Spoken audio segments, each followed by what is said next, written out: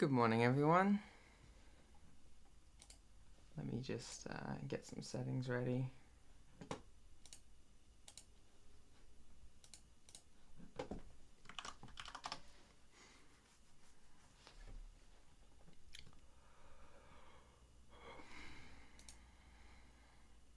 Good morning, everyone.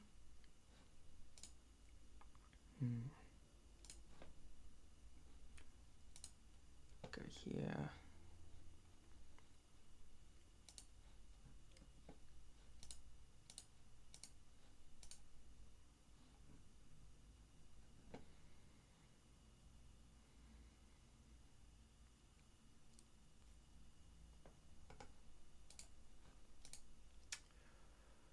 All right. Hello, Mona Lisa. Nice to have you here. Thanks for joining in. Okay. So, in the last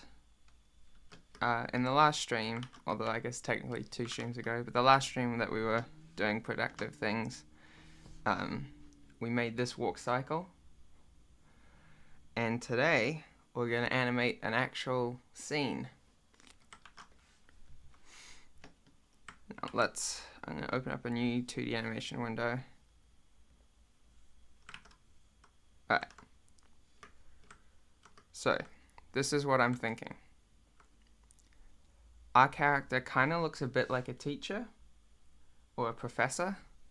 So I'm thinking we have some sort of blackboard.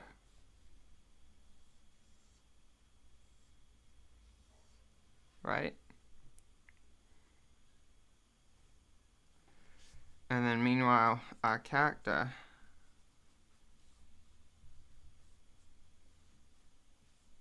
comes into screen.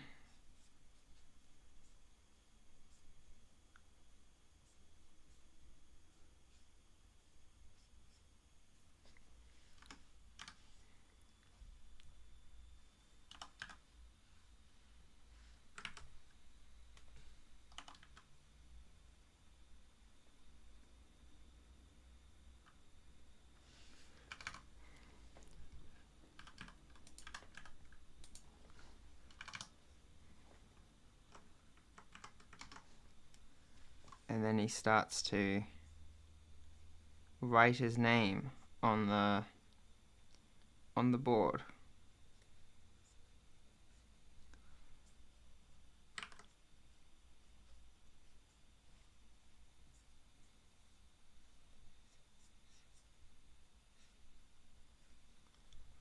With a piece of chalk. And then finally, I'm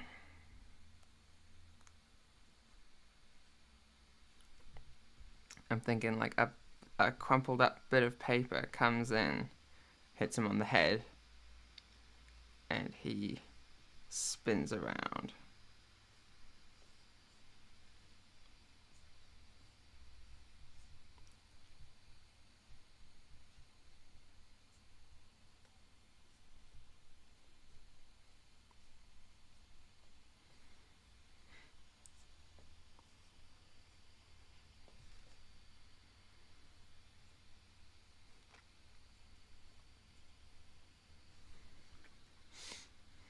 And then that's it.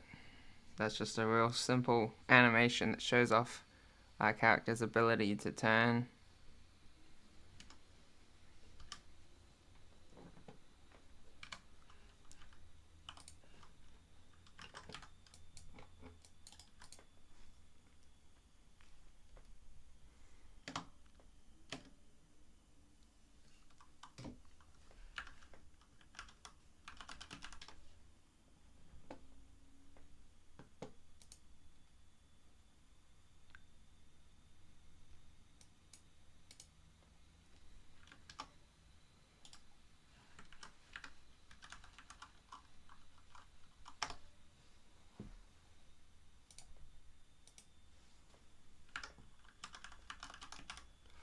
I try rigging in a 2D character and it's a mess. I'm having a hard time drawing different angles. Any tips?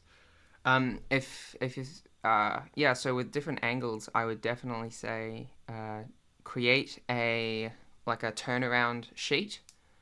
For example, with this character, let me just bring it up for you.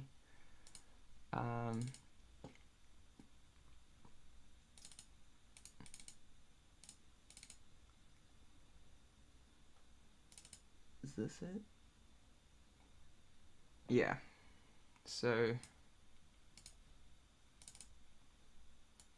with this character, I created this in Critter, and I would recommend when you're creating it, a lot of people suggest to have like these horizontal lines so that you keep the proportions consistent from angle to angle. But I would just say actually just draw them one on top of the other and then move them out beside each other after the fact. And so you can see he kind of looks reasonably consistent around his turn. And so that makes the rigging process a lot easier because there's just one less thing you have to think about.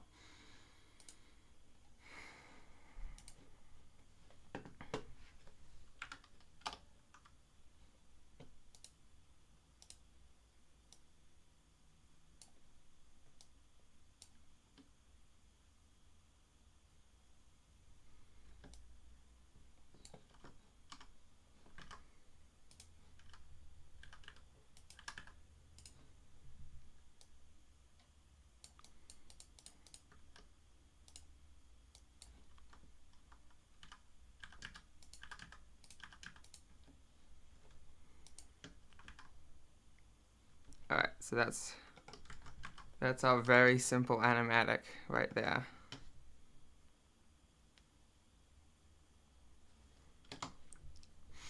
I don't know if the timing's going to be the same, but hopefully you guys get the idea. Hey, no worries, Mona Lisa. I hope you can find that helpful.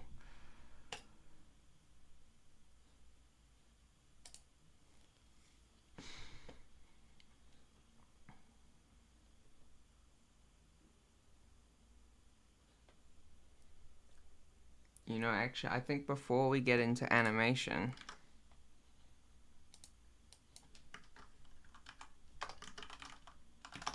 let's go into Critter and draw a background.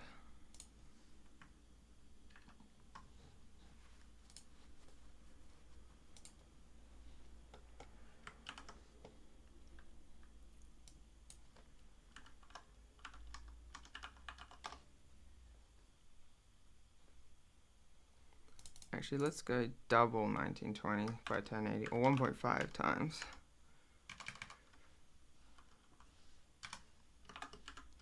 Just so that we can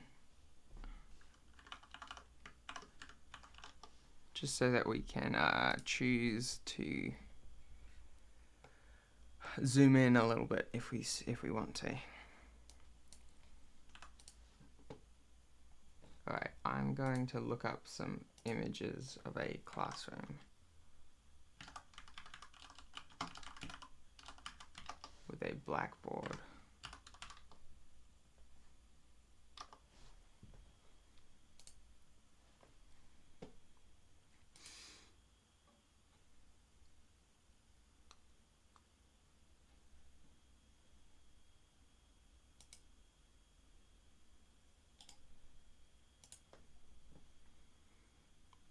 And I'm going to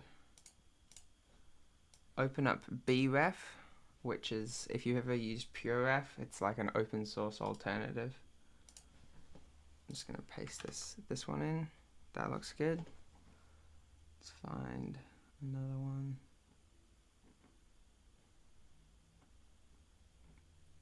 I want something like a cinematic kind of shot.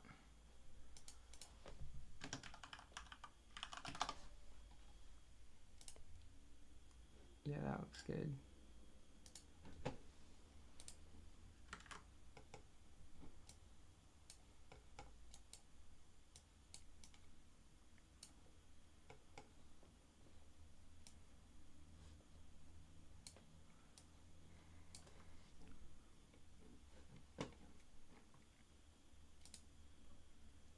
I could have a desk in front of it. I like that idea. Right. Hi Rover. Nice to see you here. Hi, love your stuff. Hi, thank you, Juraj. I really appreciate it. It's nice to have you here. Vuk, nice to have you back. Do you know how you can render in pixel style? I think there are two ways to in Grease Pencil or Blender. There are two ways to render a pixel style. I know that Grease Pencil has an effect where you can add like a pixel art effect, or you can just render at a lower resolution. And I think there's probably a way to turn off anti-aliasing, and then you can scale it up in compositing. Or actually, there's a way. Yeah, I think there's some tutorials out there that's good for that. Do you use Krita for 2D animation? Not a lot. Sometimes I do some like quick tests with Krita, but mostly if I'm gonna do 2D animation, I'll use Grease Pencil.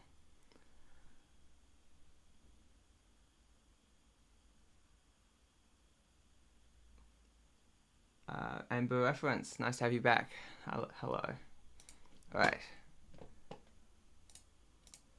I'm struggling to find some good reference images here.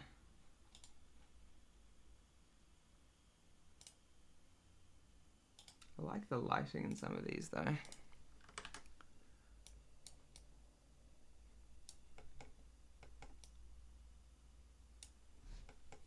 I think I'm gonna go for something kind of orange light, just because it kind of will offset our characters' colors. It'll be complementary, I should say.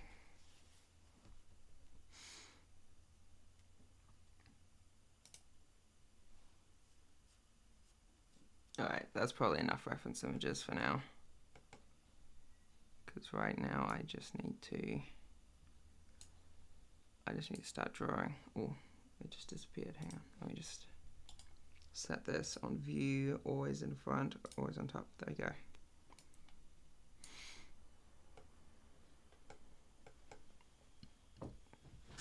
Alright.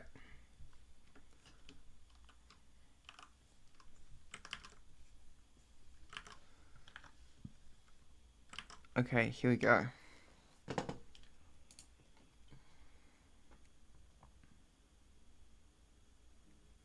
Hey man, are you a Kiwi? Yes, I am a Kiwi. And look, is it better to draw background in Grease Pencil or draw it in Krita? It really depends on the style you're going for. For me, right now, I'm gonna use Krita because I want a more painterly background, like rather than something with like sharp lines and vectors. I don't mind Moho at the moment, but I will be doing what I'll be doing. So I have Blender, Krita, and Tahoma 2D. I've heard good things about Tahoma 2D. I haven't actually played around with it too much, but yeah, no, cool, good things. Got some open source software in your tool belt.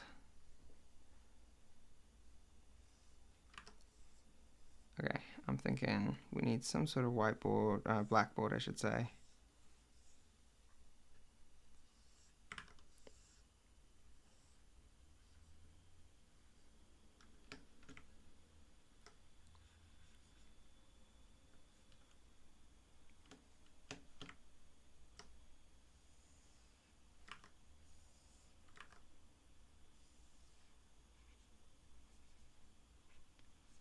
Have one of those little, I don't know what they're called, but they're erasers for a blackboard. A little piece of chalk here, a little one there, a little broken piece there.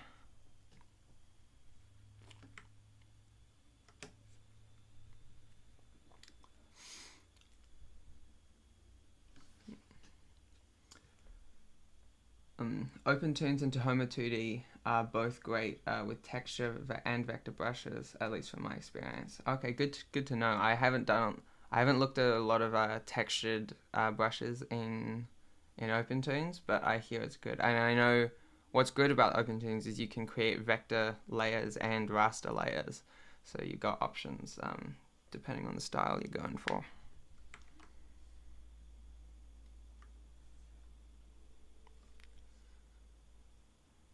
Maybe it should be a more compact blackboard. Yeah, there we go.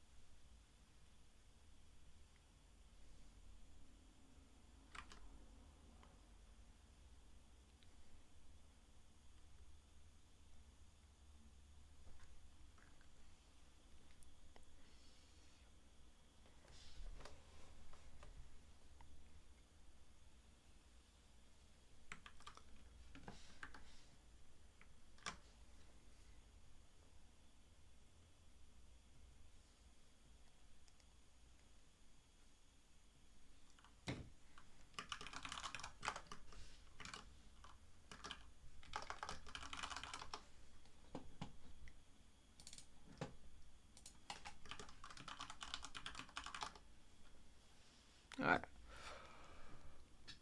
Uh, do you do storyboards in Blender? Yes, I do. I do use Blender to do storyboards. Before 4.3 came out, there was a great add-on called Story Pencil, which kind of integrated the grease pencil tools and the video sequence editor, or like the video editor part of Blender, and so it was really quick to make really good storyboards. Unfortunately, that add-on is no longer compatible with 4.3, but hopefully they'll add that back in at some point. Do you know anything? Do you know anything other than OpenToon's Autohoma 2D that is as close to Toon Boom Harmony as possible and free? Yeah, that's a tricky question. Toon Boom Harmony is pretty unique, honestly. I think probably the closest you'll get in workflow is OpenToon's, but obviously you're aware of that, and there are some limitations there. I think what's important is to whatever software you use, don't try and impose the workflow from another software, but try and first understand how that software wants you to use it, and then you can kind of start to import some ideas from other software. So for example, I spent a long time rigging Blender characters, grease pencil characters, as if they were 3D, because it's a 3D software that's made for 3D rigging. And that was helpful, that was good, but then, there were always limitations there. And then after I learned how to use Toon Boom, I was able to import some concepts, so I already had an understanding of how Blender could be used and how it wanted to be used, and then I could manipulate that with some knowledge from Toon Boom.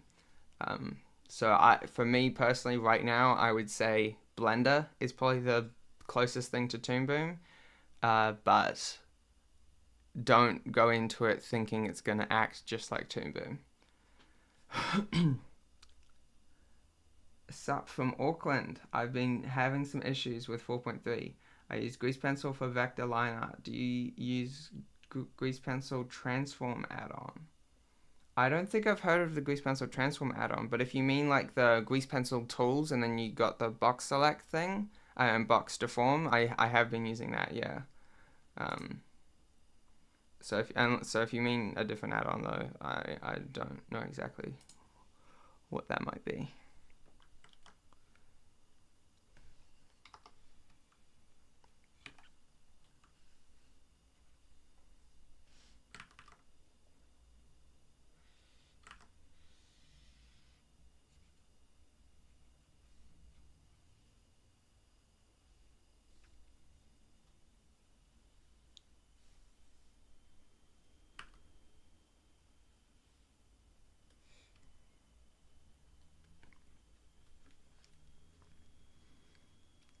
Yeah, I guess Blender is about the closest. I wish OpenToons was a bit more advanced in the rigging department than it is now. Yeah, I agree. I remember I had some really basic understanding of Toon Boom, OpenToons, when I started my job that used Toon Boom. And so soon into that, I thought, oh wow, I can probably replicate this in OpenToons. And then I really struggled, and yeah, I never really got it working, which is a shame. But yeah, so I feel like Toon Boom's so close. OpenToon is so close, and yet there's just a few like quality of life features that just make it so much more difficult.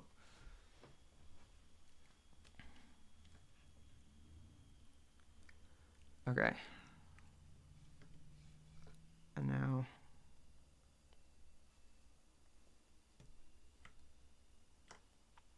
so that one has a brick wall. That's interesting. So does that one. I kind of like this one with the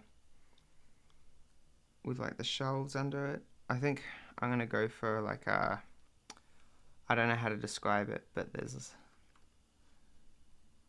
it's like the bottom half of the room is wooden, and then the top half is like plaster or something.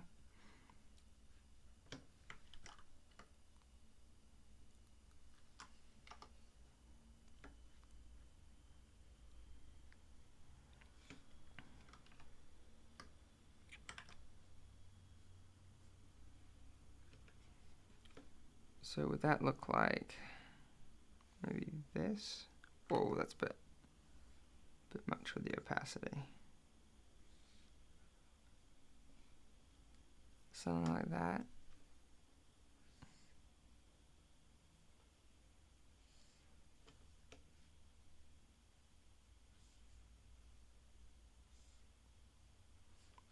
I don't know. I'm gonna just undo that.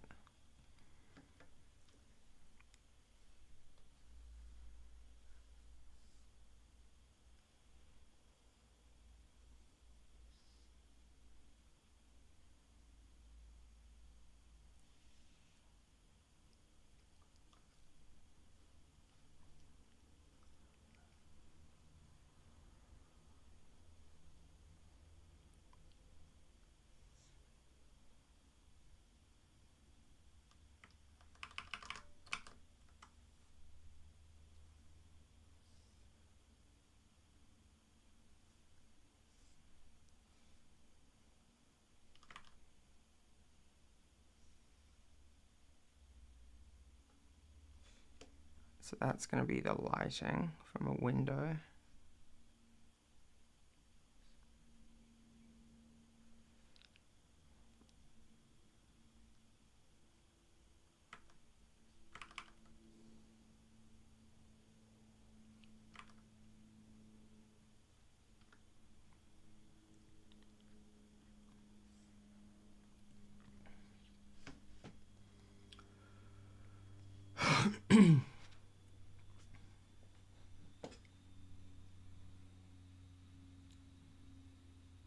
Well, I missed a lot of things. Hang on. Did you know the Iron Giant had CGI effects while the whole animation is 2D? Yeah, I did. It looks the way that they were able to integrate the 3D giant and then all the 2D animation was pretty incredible. Have you seen that they're making like a stop motion mixed with CGI, like a remake or a sequel or something like that? Uh, it looks pretty cool.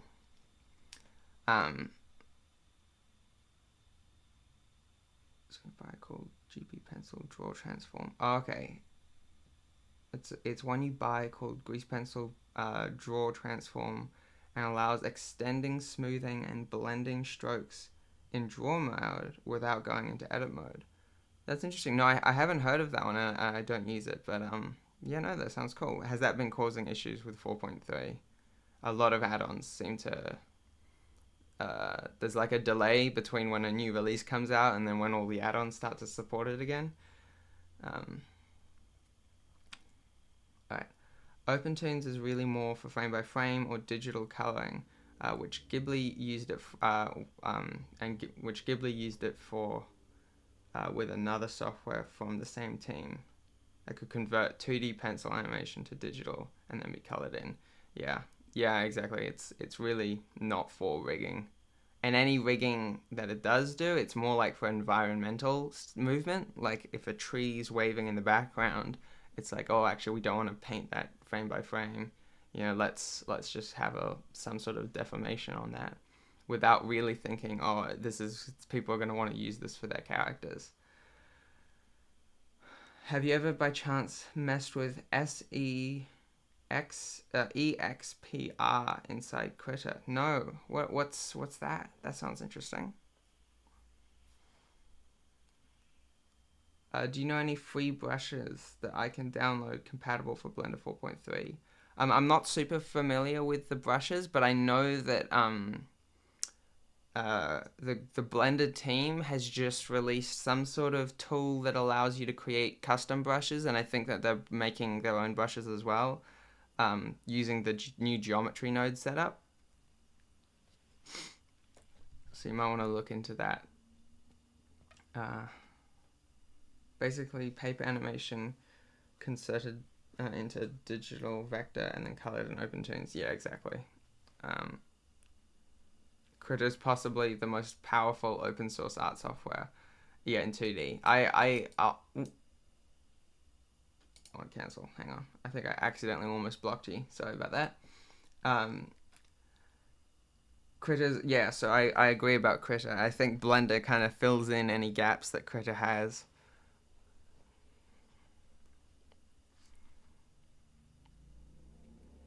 Okay.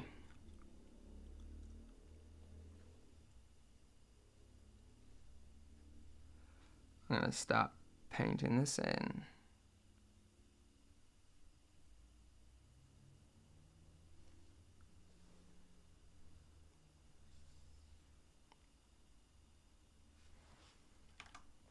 Mm.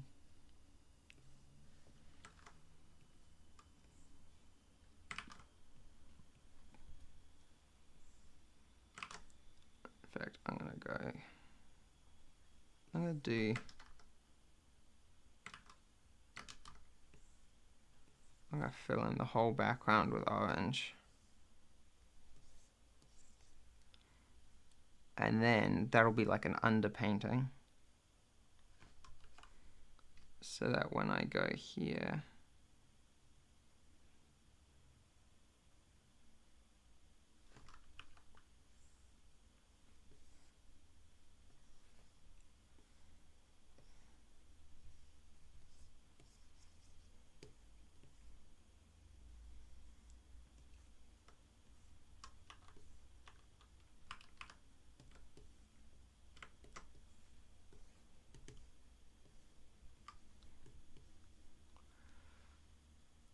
and is there another paint? Yeah, there's a paint set of brushes. Alright, I'm gonna just change the color slightly. Go bigger.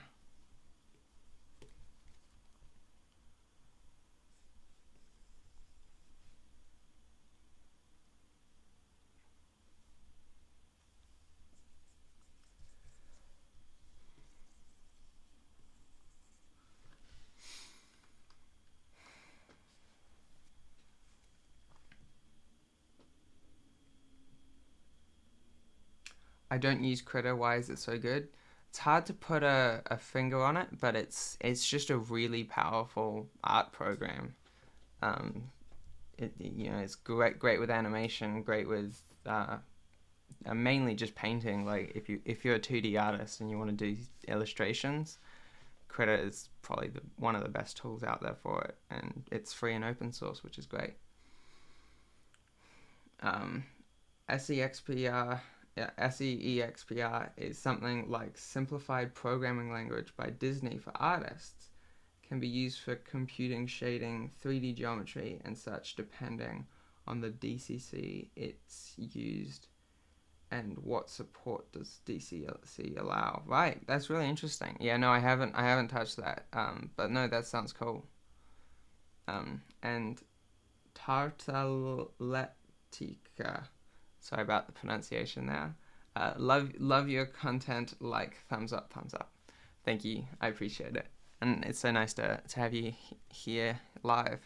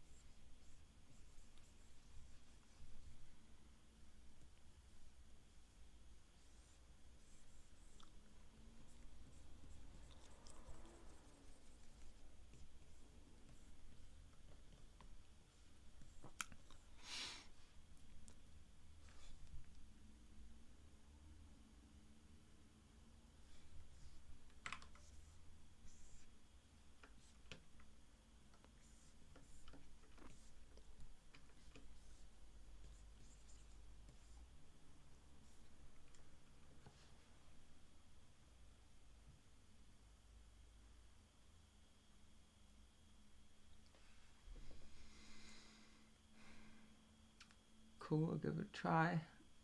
Yeah, Krita is a great tool. I know there's open source or partly code that allows pigment color mixing in digital art.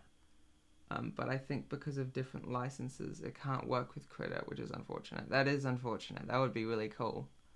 I tried to use Godot after getting coding from ChatGPT, but sometimes it won't work. Yeah, I think that's probably the one thing about Godot is that because it's still reasonably niche, things like ChatGPT will not have as many resources on it, and so there'll be more bugs and more issues. And then also you have to like implement it correctly, and ChatGPT might not tell you how to do that, even if the code is technically accurate. But yeah, no, there's some great tutorials for Godot, so you don't rely too much on ChatGPT if it's causing you problems. Mixbox. Okay, I'll have to look that up. That does sound good.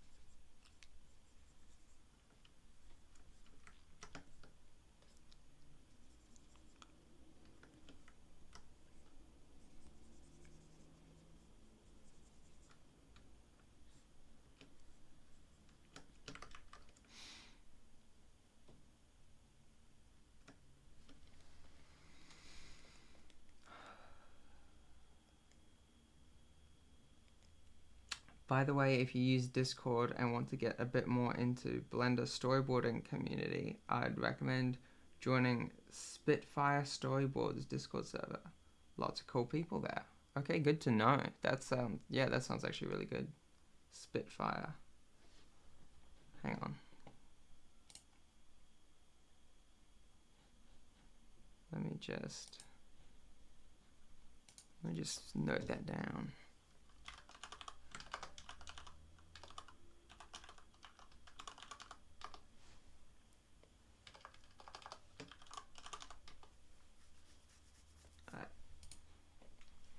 Noted for later. Mixbox has an online demo. I'm definitely going to look up Mixbox. That sounds really cool. Hello, do you have any downloadable rigs? Not a lot, but there's one video of mine that does have a downloadable rig. Let me just go find it for you.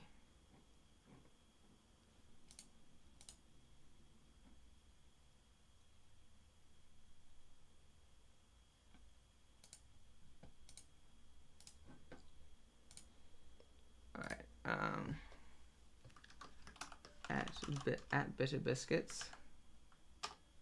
That link. If you go to the description of that video, there's a downloadable link.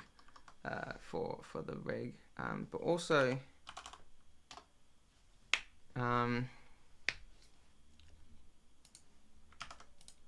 recently-ish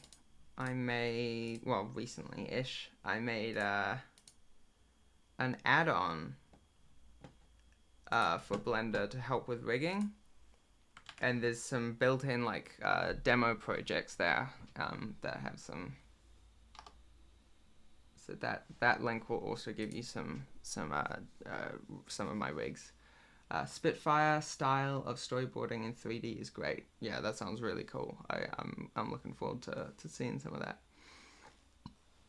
All right, here we go.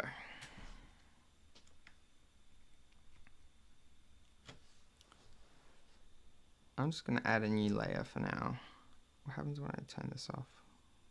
A little bit of a problem, but nothing that a little bit of mixing can't fix.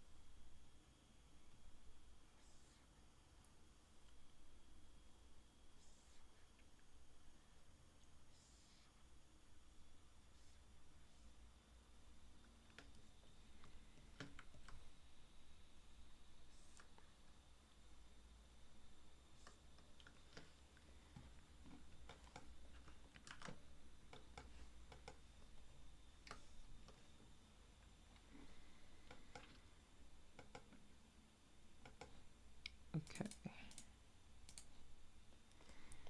Now here I'm gonna add in the blackboard.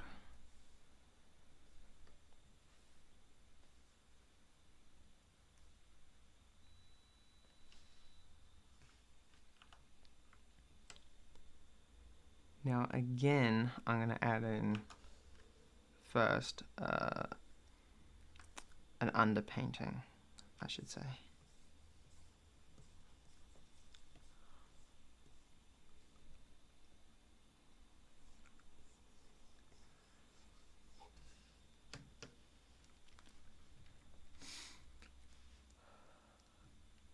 Can Critter change color patterns from normal green and black style for Game Boy? I saw it on the tutorial for changing images to GB style for GB Studios. Yeah, I know you can do pixel art, but I don't really know a lot about like switching color palettes. I know you can use gradient maps, which could be something similar. But yeah, I'm definitely not a Critter expert. Right, okay. So now I go back to blue, which is a nice dark color. Let's go back here and use this tool.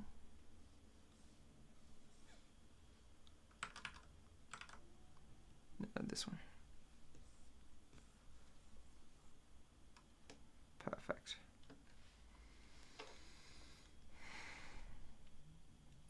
And back to paint. I can use this.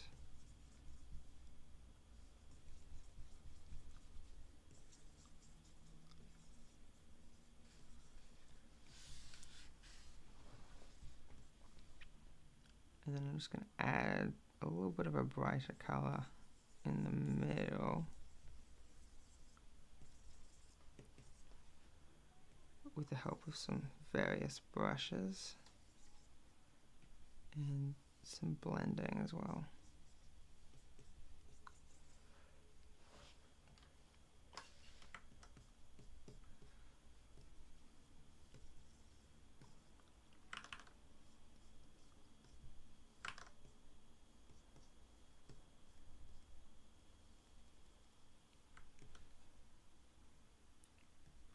I'm going to use this tool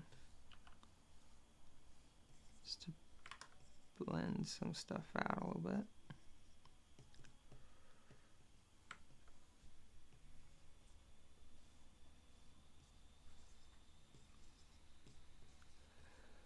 Okay, Now I'm going to take some white, and that'll be like a chalkboard, like erased chalk.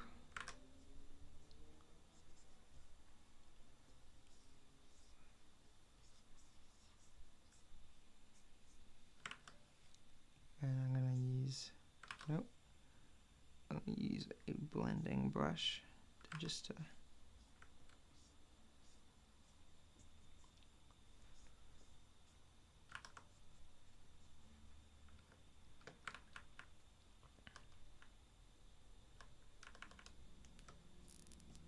just going to be subtle with it.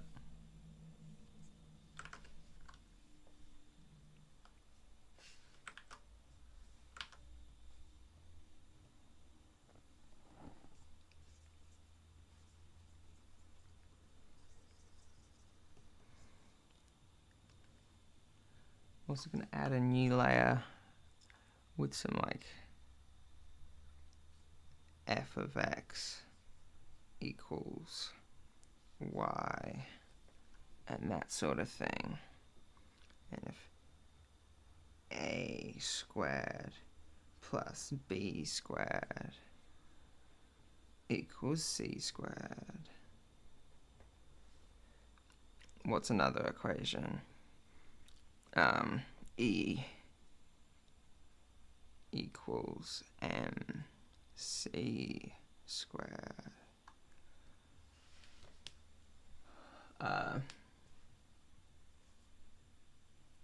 Do you ever draw line art in Krita and convert the line art to grease pencil in Blender? I know that there's like a tracing tool in grease pencil, and I don't really use that very often at all. But I do sometimes sketch something in Krita and then reproduce it in Blender. For example, the character that's going to be animated in this scene that's exactly what I did. I had like a big turnaround, and then I just traced it in Blender as I was rigging it.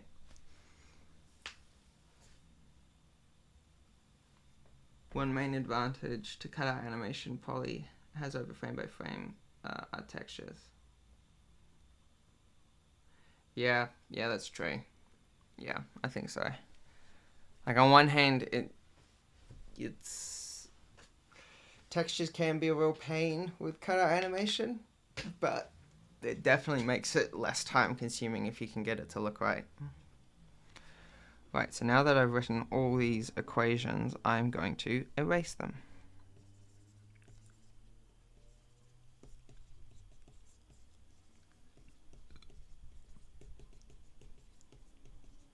So that it's really faded, and I'll even take a smudgy tool and not totally obliterate them.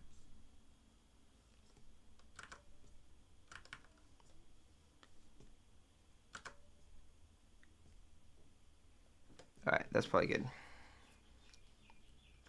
You can just about make out some of those letters. Makes it look like it's a real whiteboard. So I'll just merge that down. Okay, time for the frame.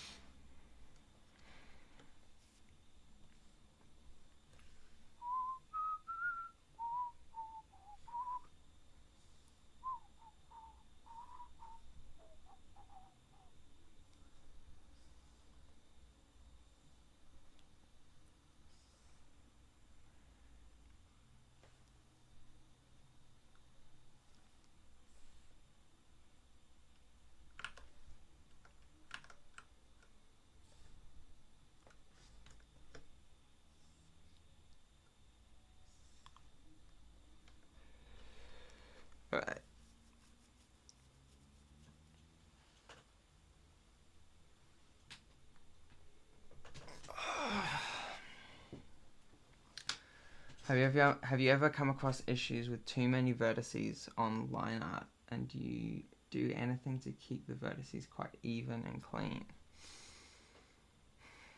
That's a good question. I tend not to, but I know that there's some tools. You can always use like a decimate modifier. I'm just trying to think if there's a more localized way to remove vertices easily. Yeah, no, I tend not to notice the like too many vertices. But yeah, just using like the various smoothing tools to keep your lines clean. That's useful. Aside from that, I can't really think of much else. Just redrawing lines a lot.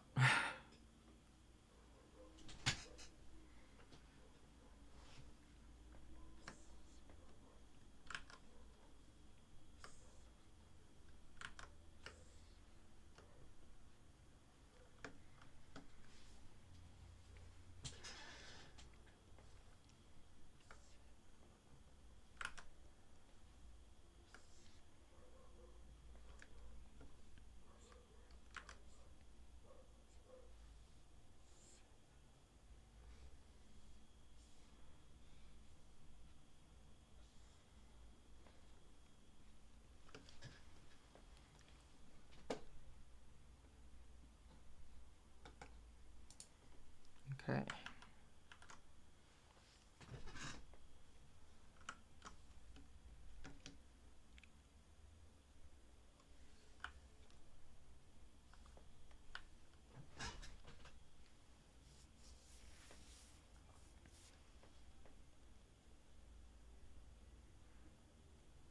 The rigging in Blender I learned from is from a YouTuber named Tiny Media. Yeah, I think his name's Nick. He does some great stuff. He makes Napoleon Bonaparte, right?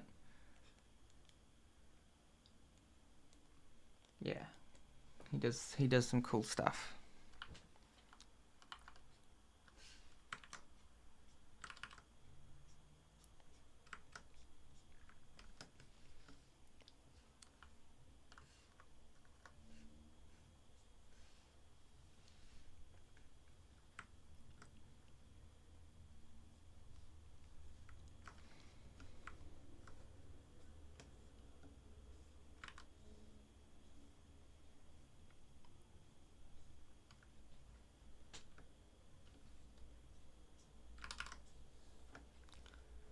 Alright, I think that's probably enough there.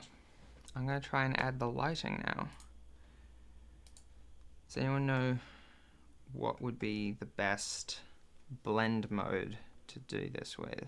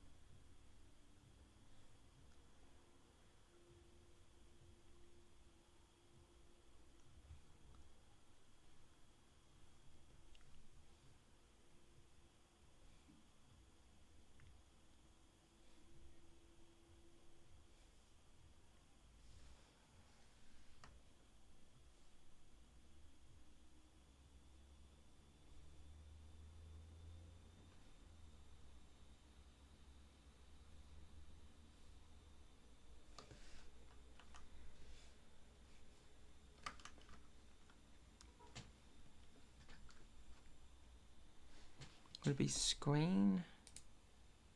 Overlay? Oh, overlay looks nice. I think I might use overlay. Yeah.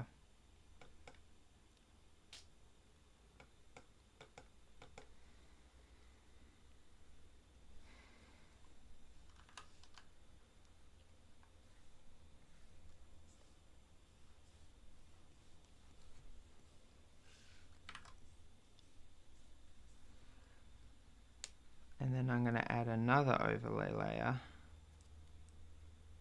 with some more saturated orange.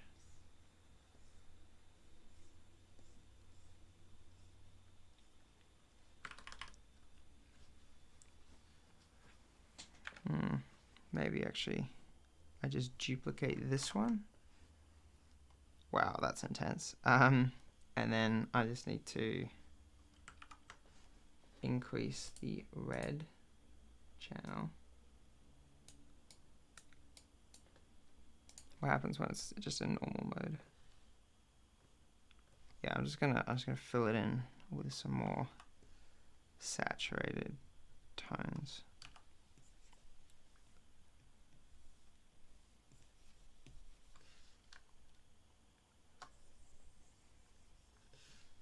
And then I'm just gonna blur it.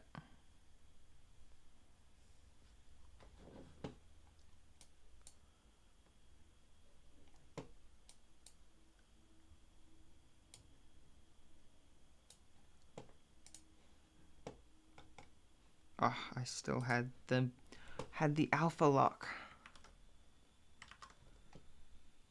So it just caused issues. Alright, now I go filter blur.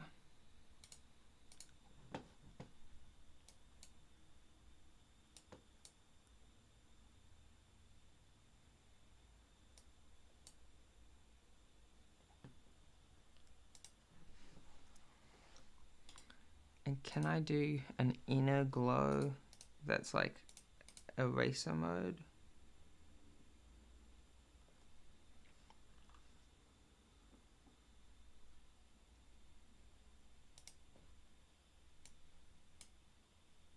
I'm just gonna turn that off. Go cancel. I'm just gonna turn that back to overlay. And then using just a regular eraser. I'm gonna delete the middle parts of it.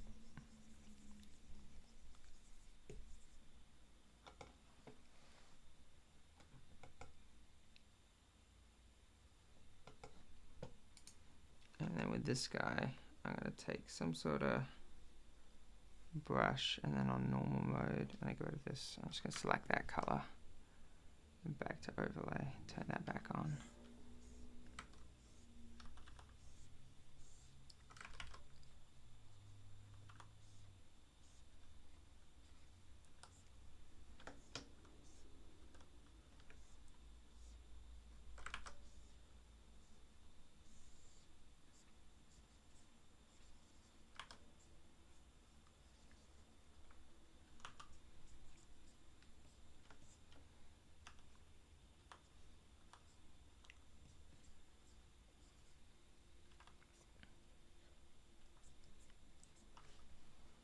Okay.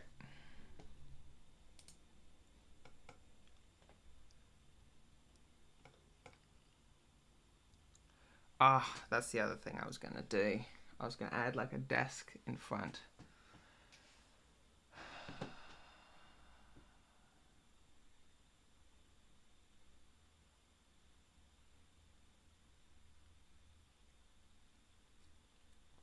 Yeah, I've seen the Blown Apart episodes. Yeah, he does some really good. Tiny Nick, he does some good stuff with Blender. A screen maybe.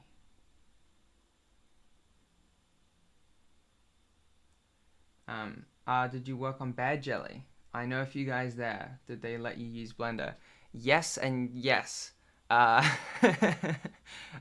yes, I was at Muck Putty. I used mostly I was just using Toon Boom. I was a retake animator, so I was just fixing other people's mistakes in a way.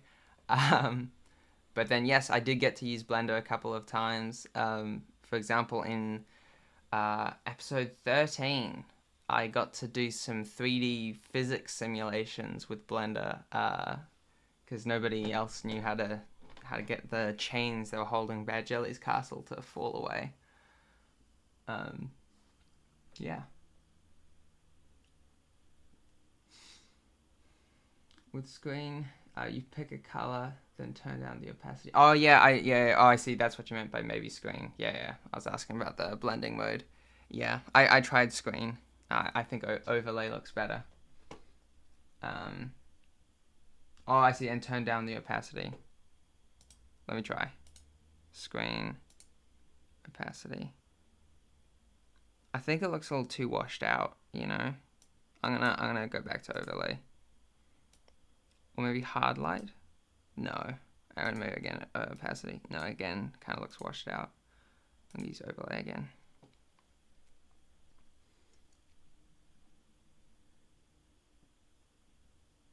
Do you know Mario and Luigi Brothership is the first Mario game with toon cell shading? No, I didn't know that. That's interesting. Hey Zara, nice to see you here. And for some reason, some shading modes work differently on different apps. Does anyone know the reason why? Yeah, no, I don't know why it would look different on different apps. Like, aren't they just like mathematical equations? You know, like multiply just takes the color of the layer and the color behind the layer and they multiply them together. And then equally screen is a different equation and overlay is a different equation from that. Wow, a stream without background music. Great. I'm glad. I did wonder if I should use background music, but it just seems like such a hassle, and I know some people like to play their own music while they listen to a stream.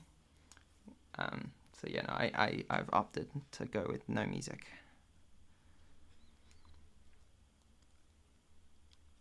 Yes, here was the other thing I was going to do. I was going to add a desk. I'm still going to do that. Okay. So if I go here, and I'm just going to, if that's the island, whoa.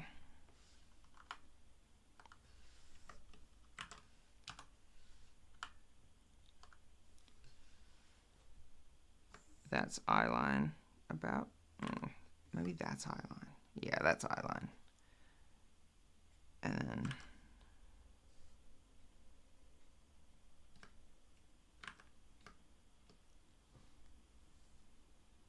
I'm not liking this brush. I'm going to choose a different one.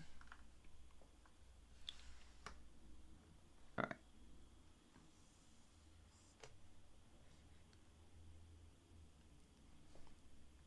That doesn't look right. I'm going to move that down to here.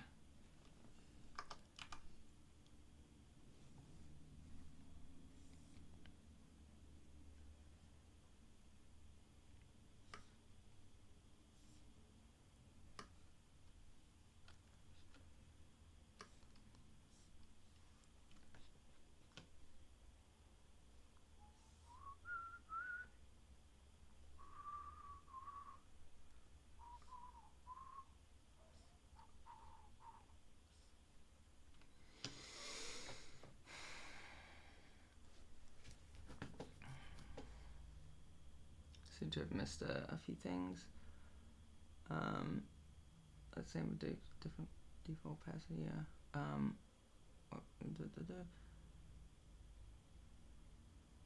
Classical Bach works. Low key and soft. Yeah.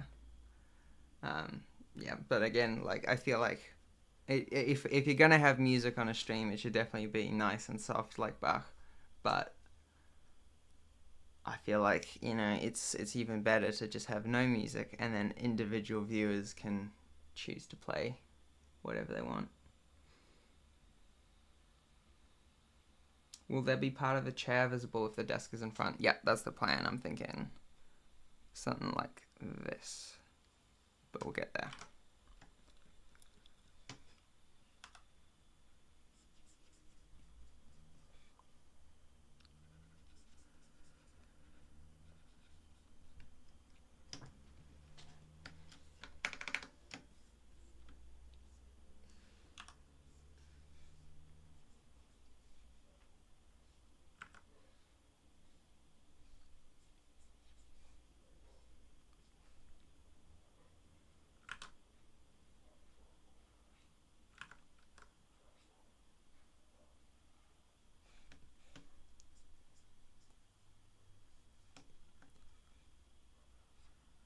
And maybe like a little,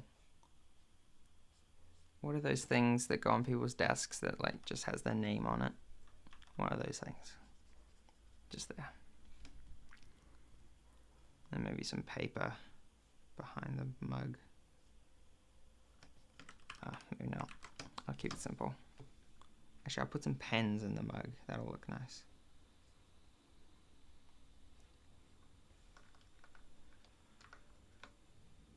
What else?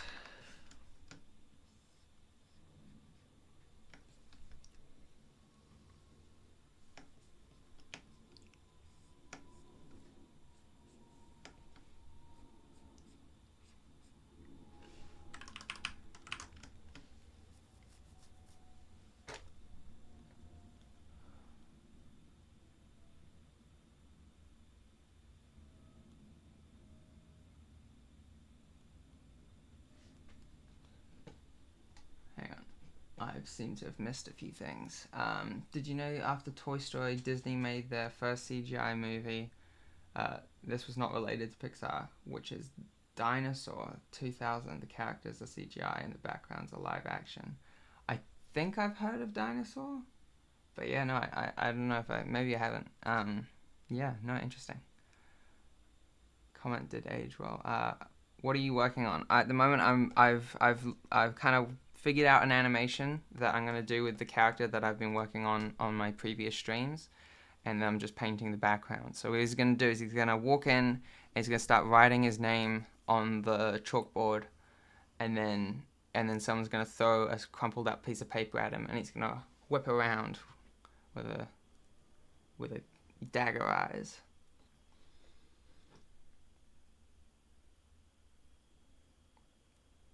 Cool. Is there any more projects lined up in the future? Because I'd be keen to get into animation work. I studied at the same place as the Muck Putty guys, but was a couple years behind them. Right. Yeah, no, yes, I don't know. I think this year is going to be a bit quieter than it was last year when Bad Jelly was happening. Yeah. I would love to go back, but, you know, I'm not exactly sure what's lined up. I think they're working right now on the second season of Night Eyes, which is a show that they'd made previously. But I think that's quite a small team, and they've pretty much got everyone they need for that. But still reach out, you know. Just don't take my job. Because I really want to go back. Hi, and Avnex. Nice to have you here.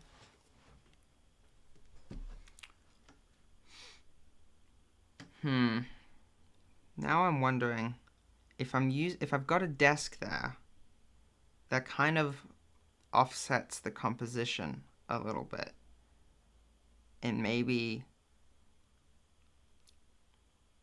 I should have I should offset the blackboard a little bit like this.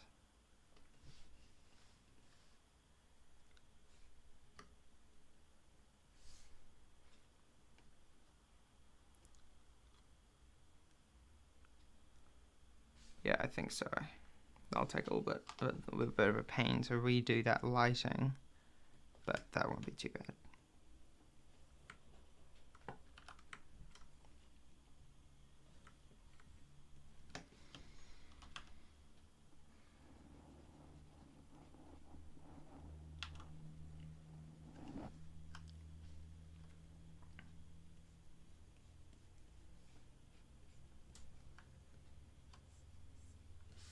Actually, that should stay.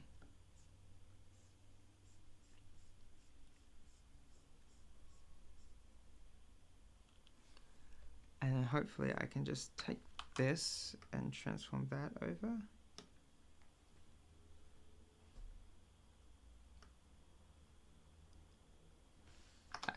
And then I can just fill in the gaps, yeah.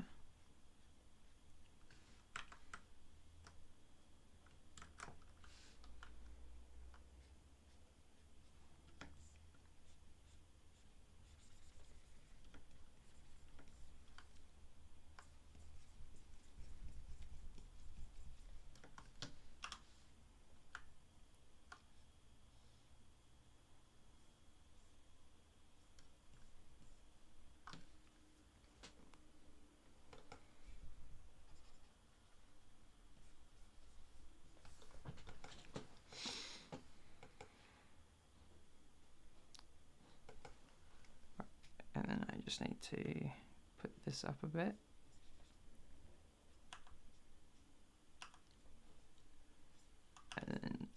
erase that part.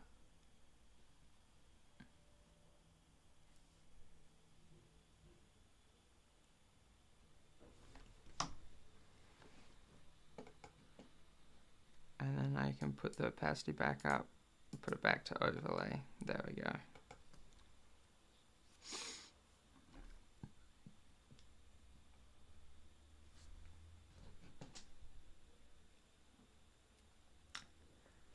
If you had to name your top 6 favorite software, what would it be? Maybe a more interesting question would be, what 6 software is less known and you would want to give a shout out? I think that is a more interesting question, and I think probably number 1 is BREF. There's a commonly used free program called PureRef, which allows you to just lay out your images like this. But BREF is exactly the same thing, but not only is it free, it's also open source. So that's pretty cool. And then other less known tools. Yeah, I don't know if I have.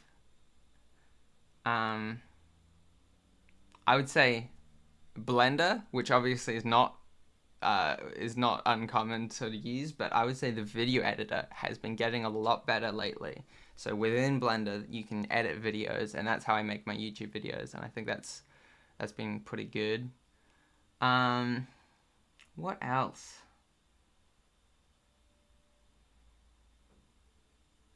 Yeah, I don't know. I don't have anything else that I think is super niche. So just, regular Blender, Critter,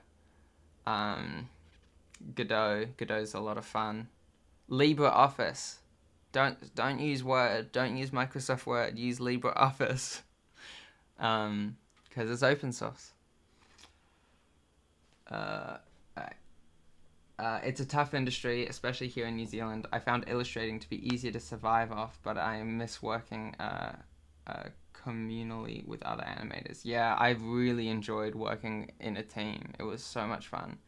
And yeah, it is a tough industry here. I've been applying to jobs all over the place.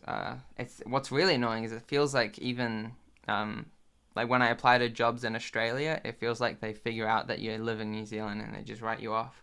And it's like I'm just here in New Zealand. I'm so close.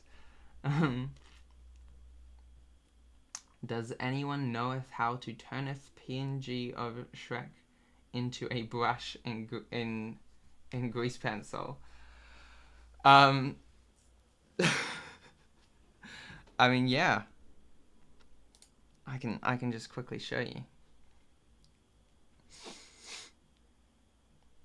I don't have a picture of Shrek, but I have other images, and it works the same way. So if you make a stroke and you go to the material, and then where it says style under the stroke menu, you go solid to texture, and then you choose a texture.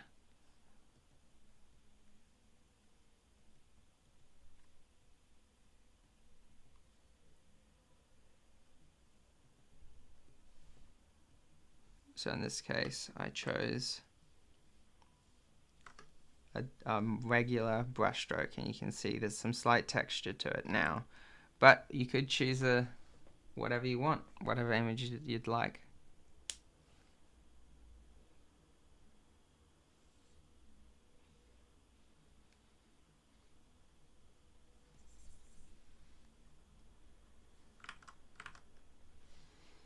Anyway.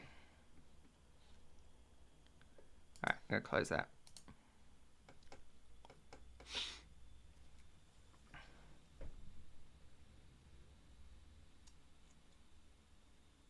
Right. Is that Painter or Critter? It's Critter. Yeah. Kosh, Nananik. Are you a fan of Painter? Ever tried using Natron for compositing? No, I haven't, but I've seen it. I'm aware of it. It looks really cool. But yeah, no, at the moment I'm just so familiar with Blender, and its compositing tools. Um, thank you. And Toon Squid is is nice for animation as well as for iPad users. Interesting. I haven't heard of that. Alright.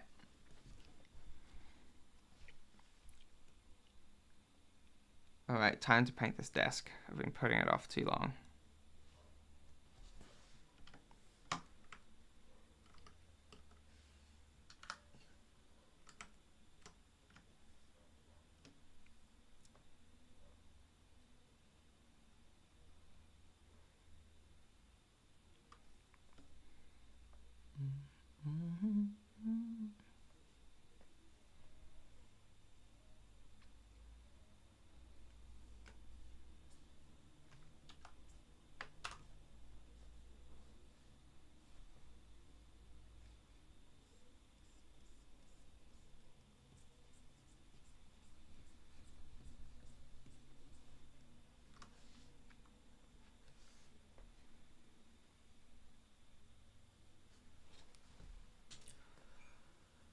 Because Sprite did start open source, then became privatized, people aren't managing to develop open source and issue a cousin of it's called LibreSprite, since its features are not supported.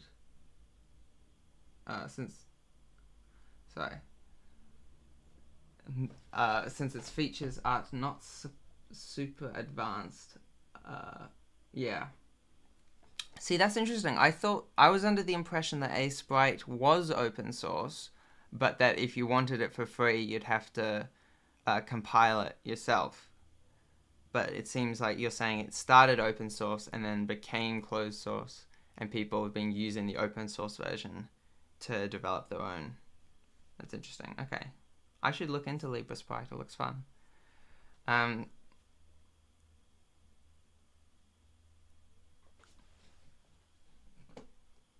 ISBref. Bref's a good tool.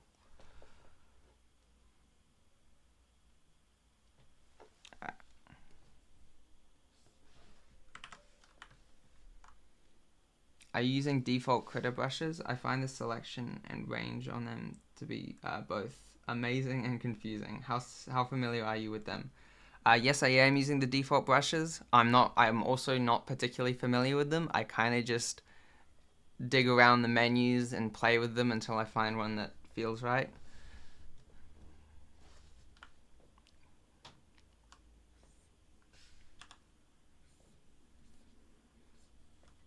You know, I think under this, I'm going to do another underpainting because it looks a little bland without some bright orange.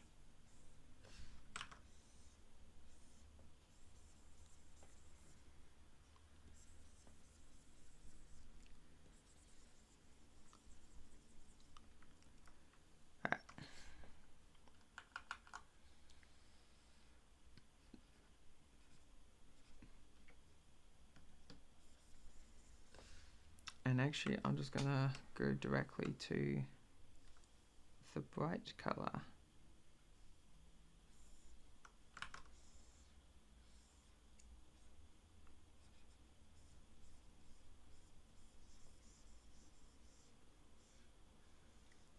So rather than using blending modes for this lighting, I'm just gonna paint it directly in.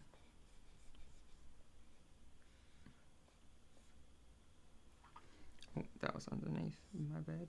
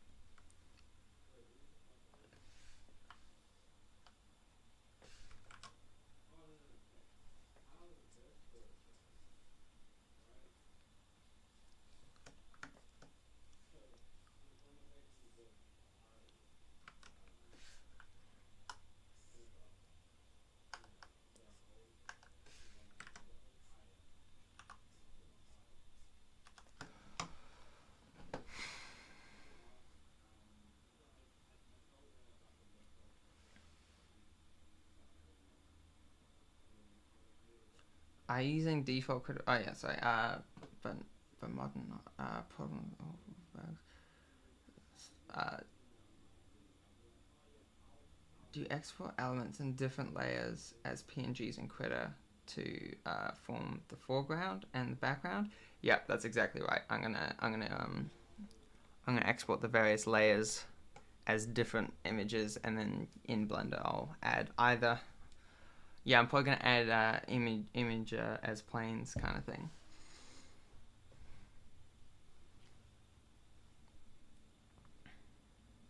Cool fun fact about Critter is that it works on Android too. Bummer is that it doesn't support plugins and can't run Python scripts, so just vanilla Critter. That is, yeah, I was aware that it runs on Android, but you really need like a tablet because I've got it on my phone at the moment, but it's really not designed for your phone, so I can't even create a new file because the buttons are off screen.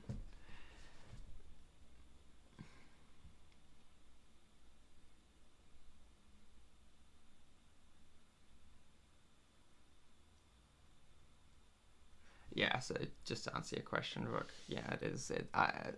It's technically not exclusive to tablets, but functionally, yes, it is. Do you prefer Blender over Toon Boom, and what can Toon Boom do that Blender can't? I love both Blender and Toon Boom, and it's really hard for me to pick between them because, just because, well, they just do different things, you know? They do things in different ways, and so they're just too different to compare. But if I had to pick, I'd probably pick Blender just because it's open source. Um, However, there are many things that Toon Boom can do that Blender can't. For example, its node view is incredible. Though you could argue that that's just a different way of parenting, and Blender can do that. But then it's deformers. The way that you can just draw deformers around a shape, and then it just automatically deforms really, really well. There's nothing quite like that in Blender. Like, you can use lattices, but there are limitations to that. Whereas in Toon Boom, its deforming ability is incredible.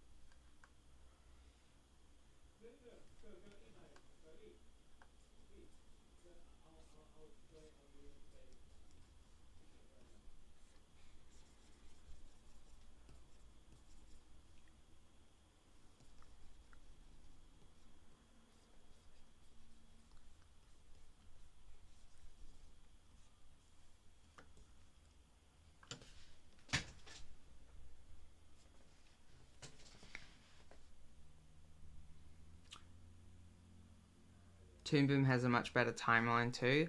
I do really like Toon Boom's timeline, especially the way that when you collapse like the layer, for example, and then you select the keyframe, it'll select the keyframes for all the children objects.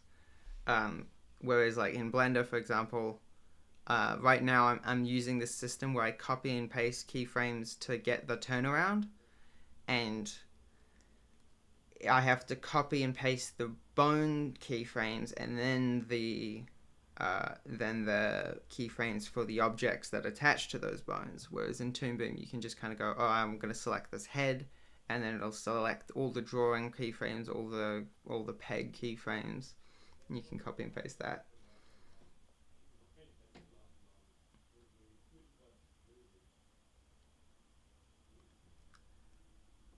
Which Moho feature would you like to see in Blender? Probably liquid shapes.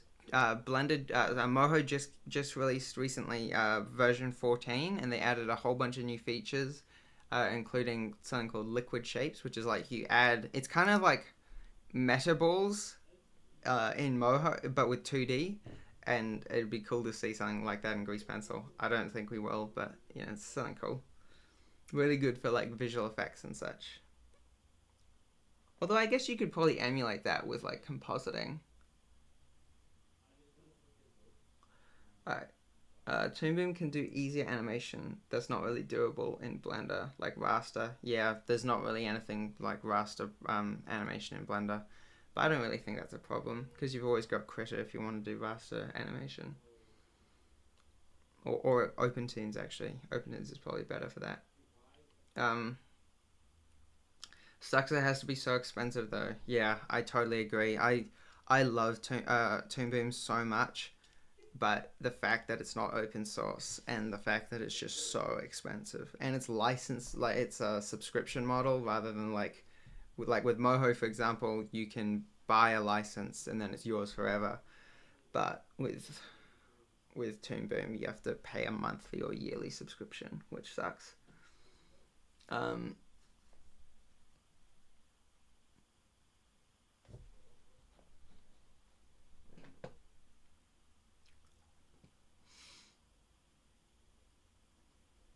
Challenge you to do an Easter animation in Blender. Yeah, that sounds fun. When's Easter again? It's like February, March, right? Or is it March, April? I forget. Uh, do you feel like Blender will win in the end for 2D animation? I don't know. It's kind of too soon to tell. I really hope so. I really hope that just the fact it's open source will kind of push it forward, but I don't know.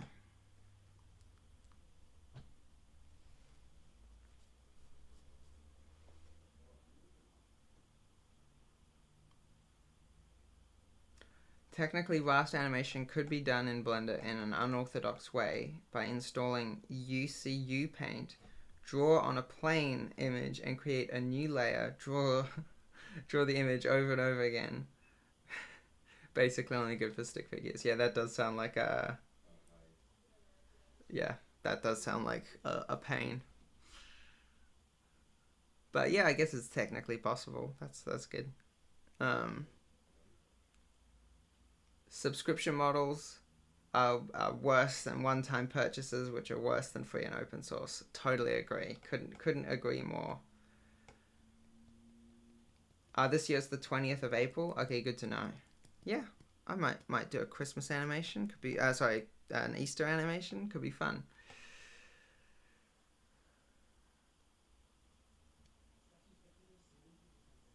I was just laughing at your typo. You've wrote Easter instead of Rasta.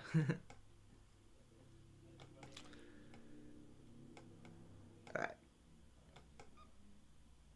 alright. I think we're almost here.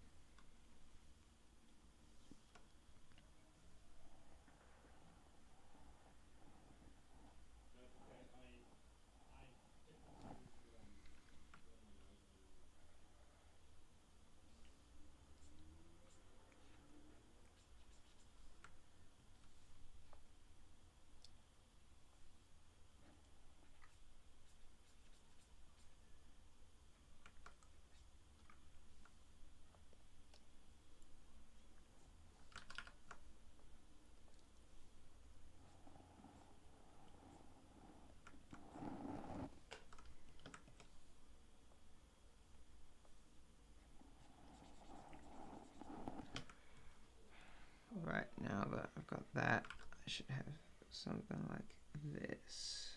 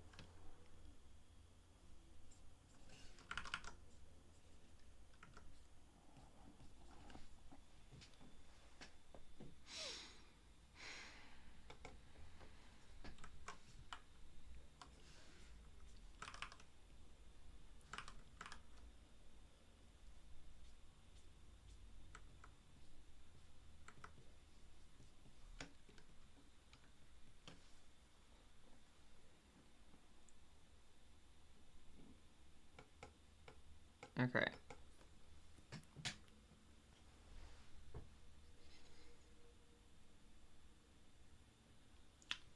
I tried using 2D plane animation. It was a great way to incorporate textures and partial transparency into Blender years ago, but it's far from efficient. Yeah, I wonder. That seems like the kind of thing that would be really good, a good place to make an add-on, because I feel like add-ons that just automate a tedious process are reasonably easy to create. So I wonder if that would be achievable. Um,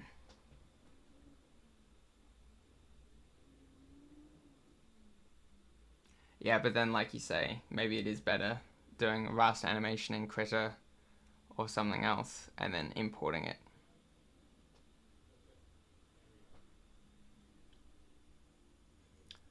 Are you open to doing one-on-one tutoring? What would you charge for something like that? Hmm.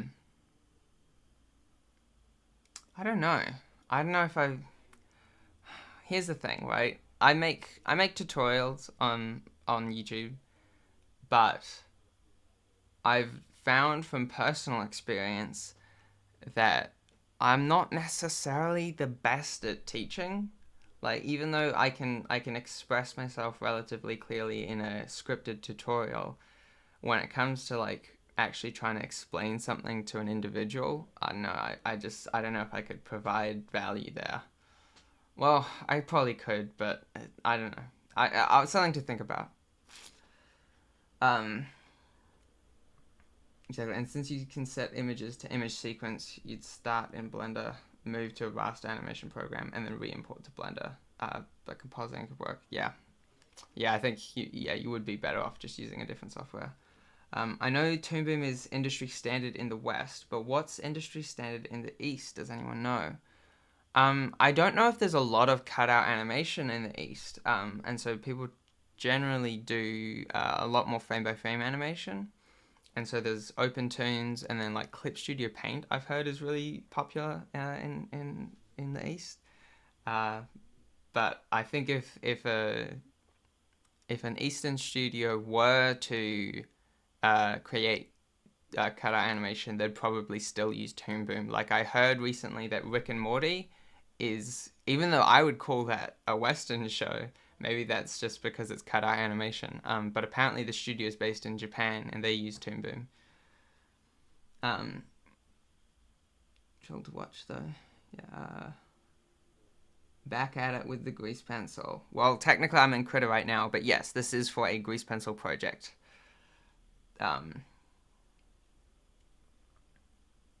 your Blender rig video was great in case of teaching. Oh, thanks. Alright, here we go.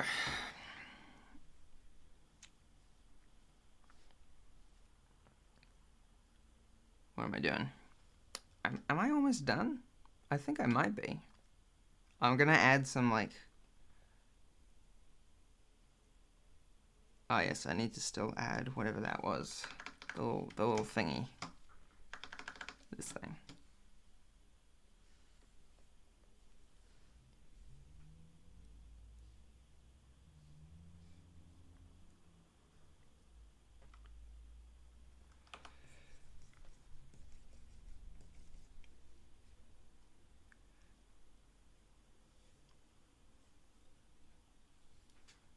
And then in overlay mode, I'm just gonna draw that.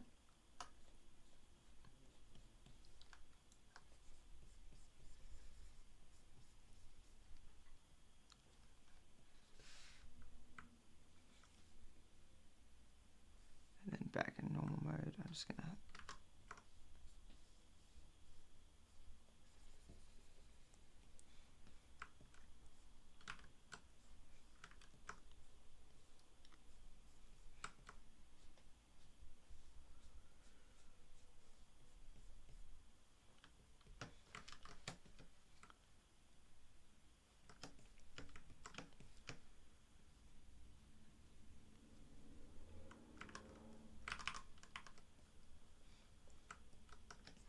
And then back here, I just need to add that.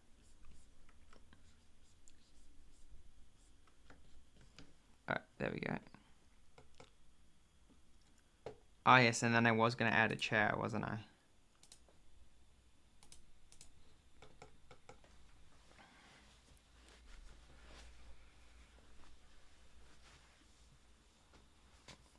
Like a teacher chair. Yep. Wait. Okay. I seem to have missed some things.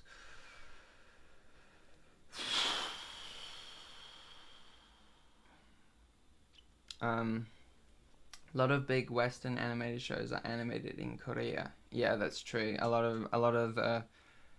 of studios where it's still frame by frame will definitely outsource to Korea.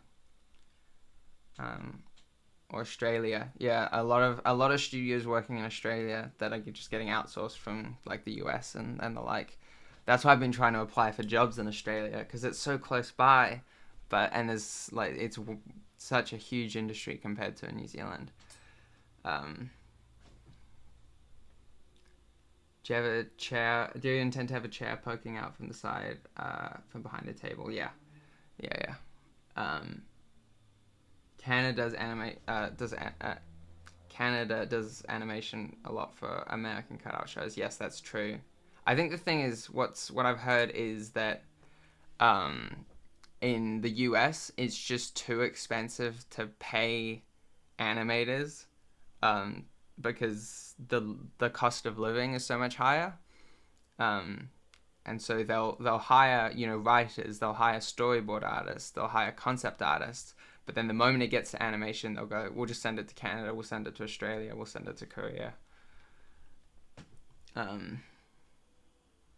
Had a chance to watch Blender Conference 2024 of Andata's Elwyn's Quest and the cutout and rigging tools they're developing to do and the type of animation Blender Grease Pencil needs. Yes, I am so excited about that. I only heard about that because on a previous stream someone pointed it out to me, and then afterwards when I looked it up and I watched the presentation at the Blender conference, and I was blown away. I think it's so exciting.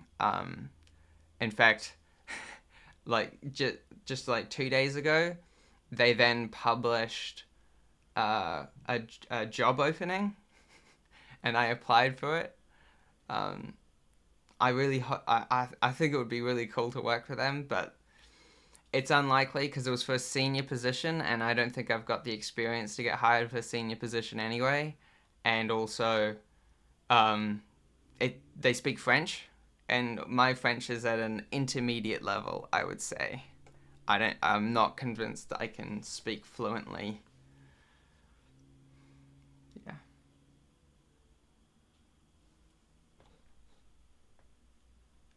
Neither Photoshop or GIMP is suitable for animation very much. I don't know if GIMP can even do animation. I mean, technically anything that can draw a picture can do animation. I remember in high school we did like a 1 week course on animation and we used MS Paint. It was awful.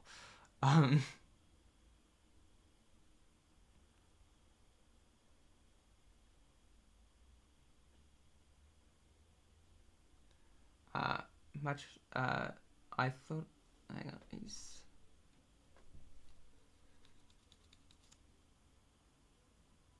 Oh no. Yes, you are correct. You are correct. I'm just gonna import this into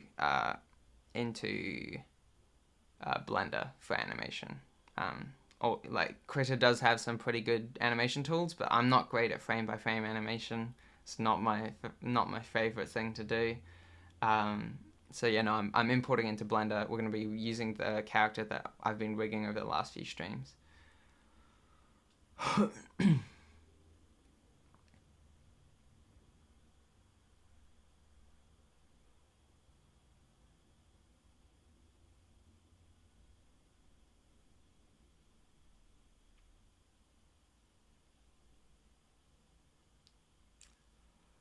Yeah. All right. Here we go. Adding a chair.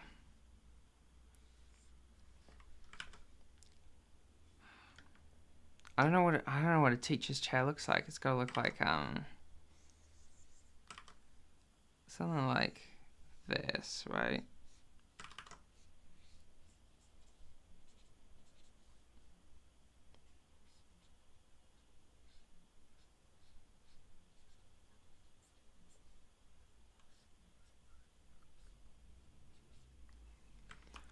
And if I just put that behind and way smaller.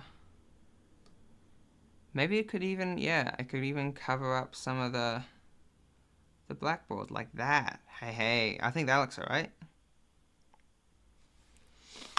Alright, hide that. I'm just gonna add, no, it's gonna be fine.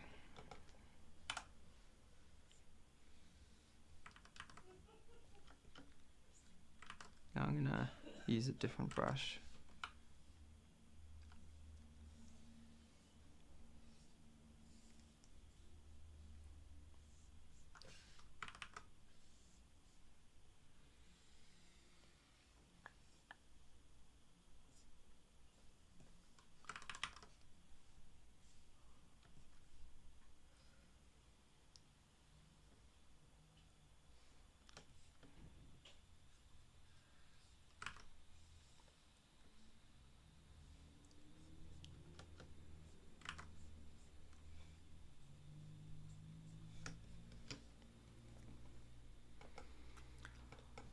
This has taken a long time. I'm not great at environmental art, but hopefully I'll get something that looks okay.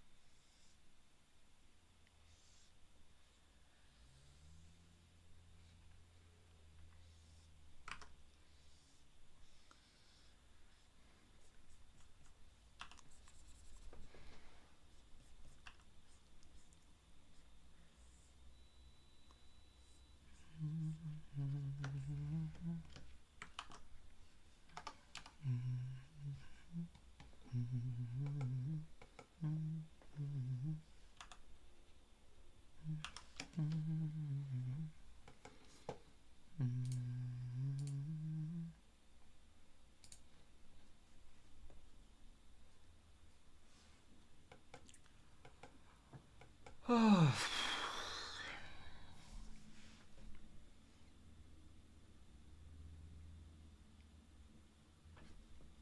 Hang on.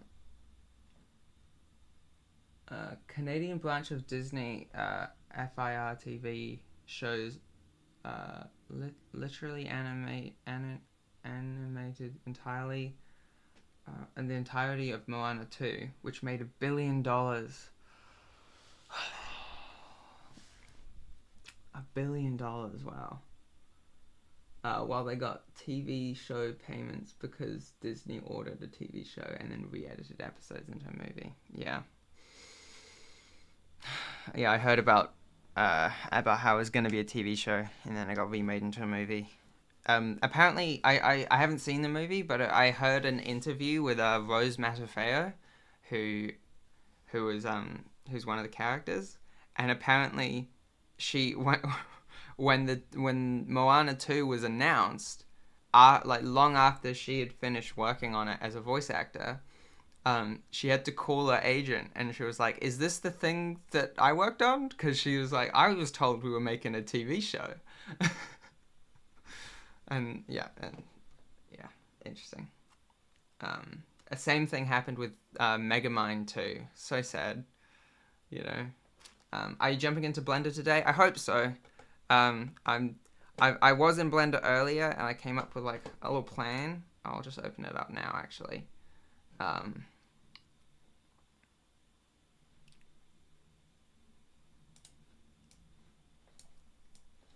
A real rough animatic here. So he's going to walk in, he's going to start writing his name on the whiteboard, or the blackboard I should say, and then someone's going to hit him in the head with a little crumpled up piece of paper and he's going to spin around, and then that's it. And so yeah, I'm hoping to, I don't know if we're going to actually get to any animation today, but I'm hoping to get everything that we're doing here in Critter into Blender. I'm stuck on my project. I wanted to create an animation, but as I started to animate my drawings and trying to create actions, it all fell apart and became so overwhelming. Yeah, I totally understand it. the things start, especially early on, things start to go wrong, and you don't know what's going on. Yeah, I'd say just keep it things simple, and then like develop from there.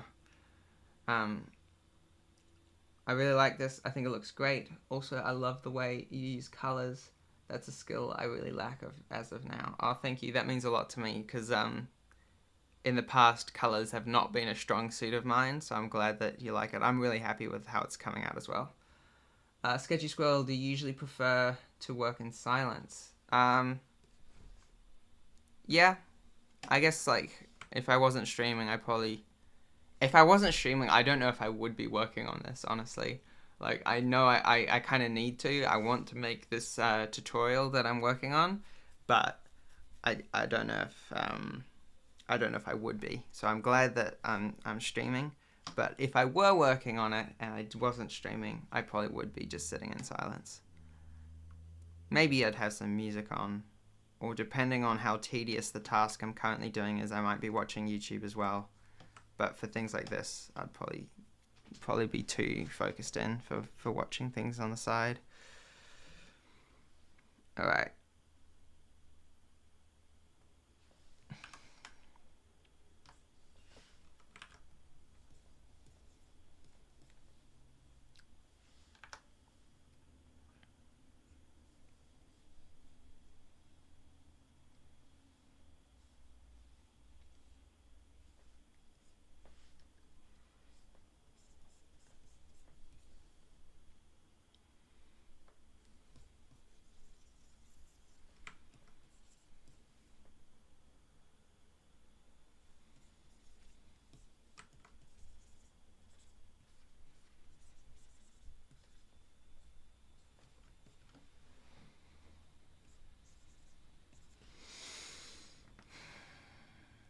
What's the tutorial you're working on?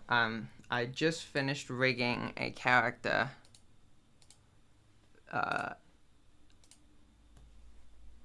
that has a 360 turnaround. So this is his walk cycle, but if we go over here, we can see that he does a bit of a turnaround.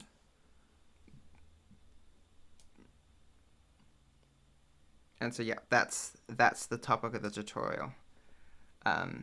But before I make the tutorial, I need to have a proper animation with him. So I've kind of become a little frustrated with myself because in so many of my videos, I'll rig a character and then I'll do a walk cycle just like this, and then that's it. Like, I'll just leave it. But I don't want to do that this time. This time I'm going to create an animation properly. And that's going to start with a background. What's your opinion on the rise of so many indie animated shows? I think it's huge. I think it's going to be great. I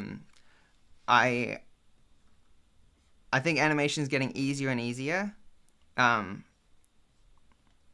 this is going to seem a little tangential, okay? But think about it like this, okay? People have been thinking, oh no, AI is going to take all our jobs, right?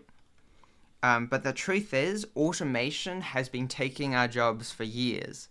Like, back in ye olden days of animation, you'd have so many entry-level animation jobs because every animation needed all these in-betweens just to work. And so as time went on and techniques got developed and tools were made and software became part of the animation workflow, you ended up being able to create the same amount of work with fewer people. So, for example, I just finished working on a TV show called Bad Jelly, and there were and so we created about 4 hours worth of content in about a year, and there were only 60 people at the studio. Now, we were working with another studio, and that doesn't count the 7 years of lead up prior to that.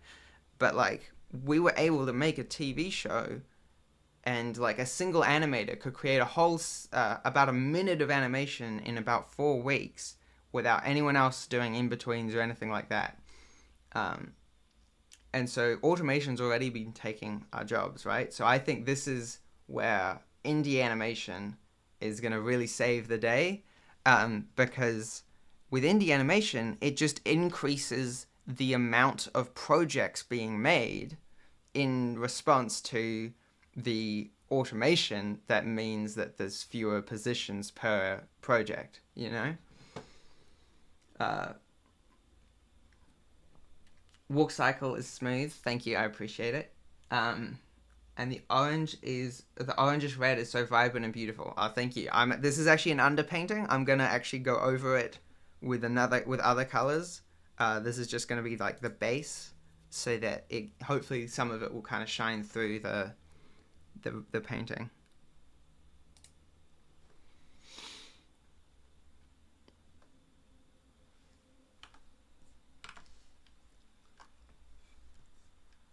Let's start with this.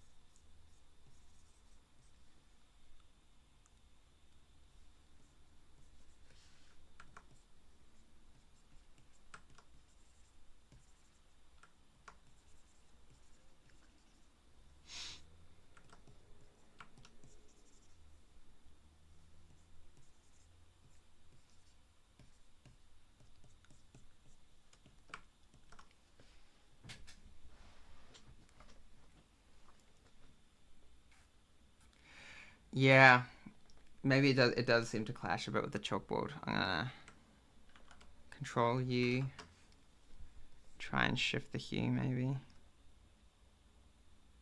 I think it's the value. It needs to be lighter, doesn't it? Maybe it should be orange.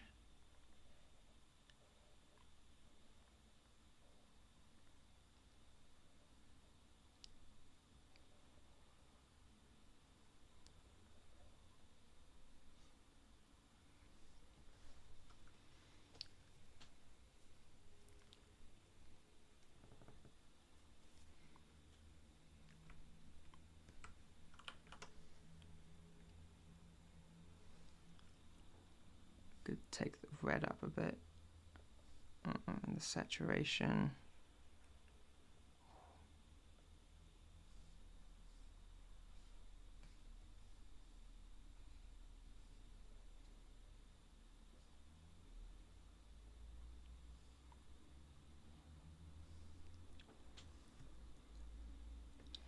I'm not happy with that. I'm gonna leave it for now.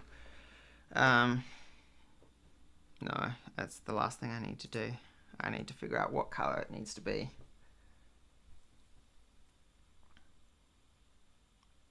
You like it as orange? Do you think it's too vibrant though? Like, I like the vibrant color, but I wonder if it's gonna be too distracting in the animation as it is.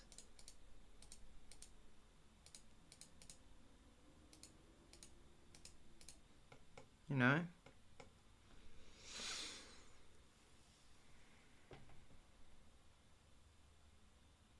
I'm gonna just make a duplicate and then shift the colors around a little bit.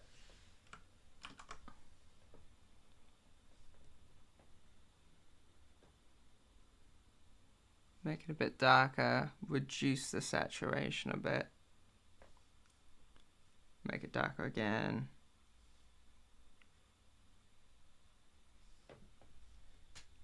I'm gonna increase the blue. Yeah, that's starting to look good. And then I can add this back on top as, and then just have a transparency mask that I fill in black and then I paint in white. And then that's the lighting. It's still a bit vibrant, isn't it? Maybe overlay? I can set it to overlay. Oh, that doesn't actually help.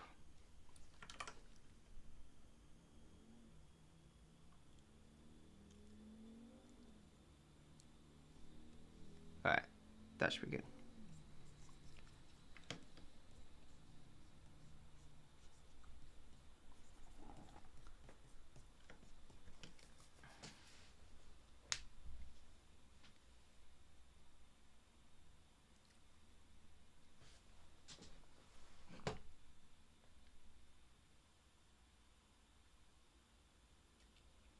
Slight blur compositing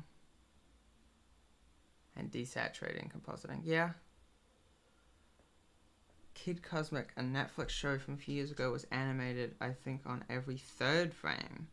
Has a new pose cut out, but poses were dynamic and worked great together. It helped because it wanted to copy the look of old comics. Interesting. So Kid Cosmic, I should look that up. That kind of reminds me of I recently watched Rise of the Teenage Mutant Ninja Turtles, which was animated by Flying Bark, and I really liked how economical they were with their animation. Like, it was all frame by frame, but they just animated so few frames, but the frames that they did draw were really, really dynamic. Yeah, I feel like it should be a bit desaturated, high value, better fit with the harsh outside light. Yeah. I might darken the shadow part again, actually, because I think that's what's making it look a bit strange right now. Probably just having a few white spots like highlights. You like how it looks now? Yeah. I think I'm still gonna darken the shadows a little bit. Oh, careful though. Desaturate too. And then blue. Gotta bring that up. Oh, just a little bit. Yeah, that's alright.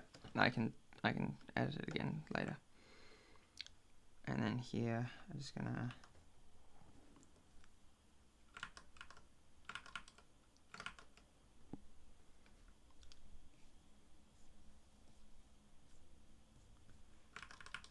actually there, that's good. Alright. And then here I'm also gonna take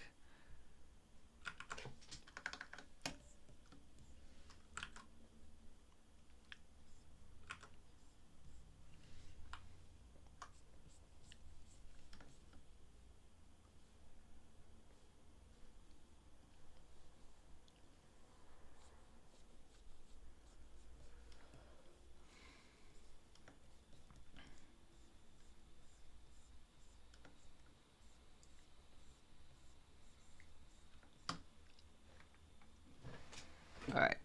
And then I'm just gonna group all of that and add a new layer that I can put things on top of.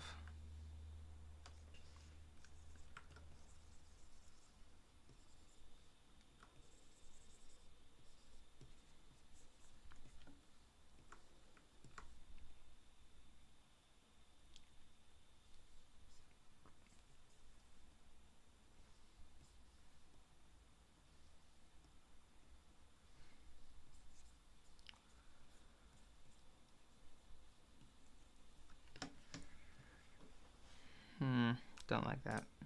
Go back to normal.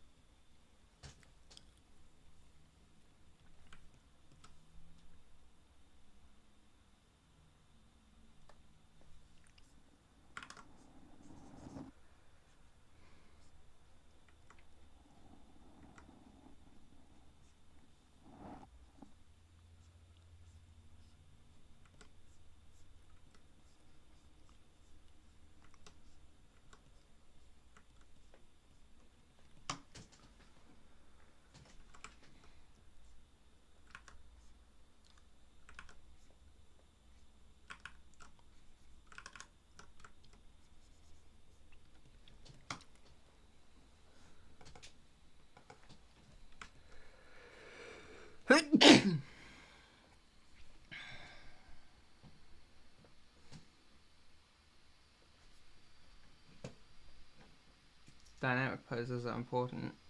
Bye. Alright. See you around, Vuk. It was really nice to have you in the chat. Nice. June in love that sorry. I'm in love with that yellowish highlight. Oh, thank you. I'm pretty happy with it so far. I think it's looking good. Sketchy Squirrel, did you learn Blender and Critter on your own or in school? On my own, yeah. So I did study animation at school, but I had already learned pretty much everything I know now about the software that is Blender and Critter on my own, yeah. What's your favorite YouTube animator?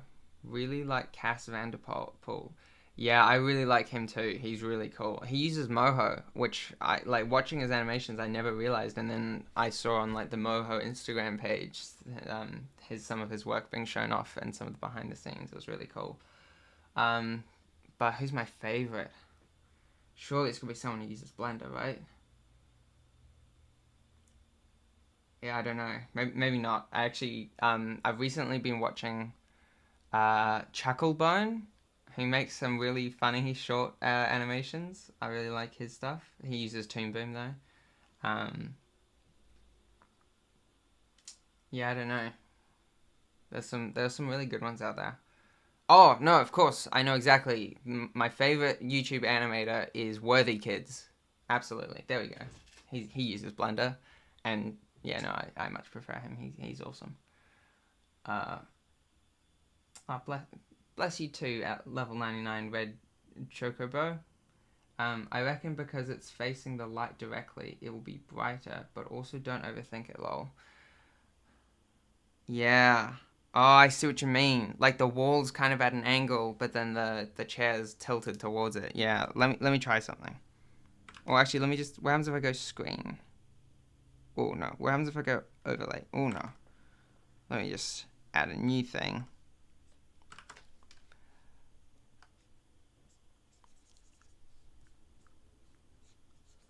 Does that look right? Overlay? Whoa.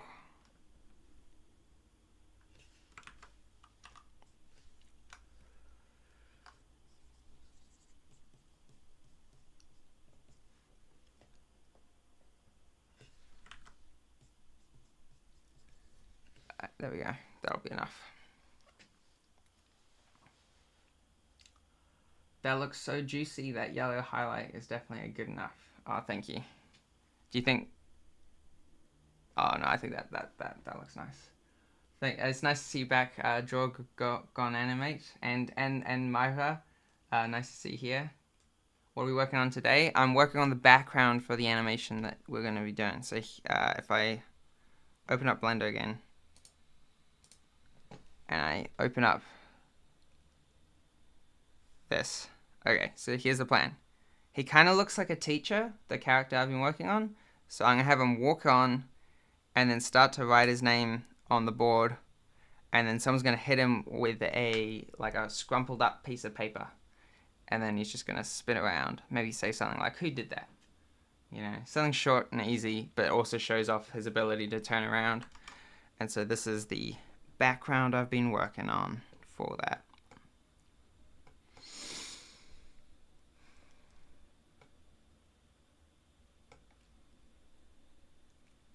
Yeah, pretty insane he uses Moho. Yeah, Kaz Vanderpool is incredible.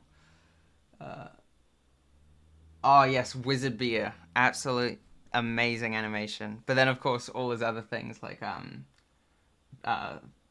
Big Top Burger and Captain Yajima, and love it so much. I can only aspire to be as creative as half as creative as Worthy Kids. You know, one day I'll get there. Okay, now I'm just gonna add some lighting in the in the form of a gradient.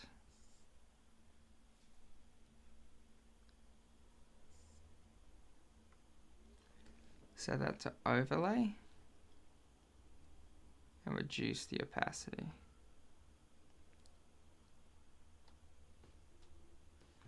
And then I'm going to take a nice bluey green, blue, set that to overlay.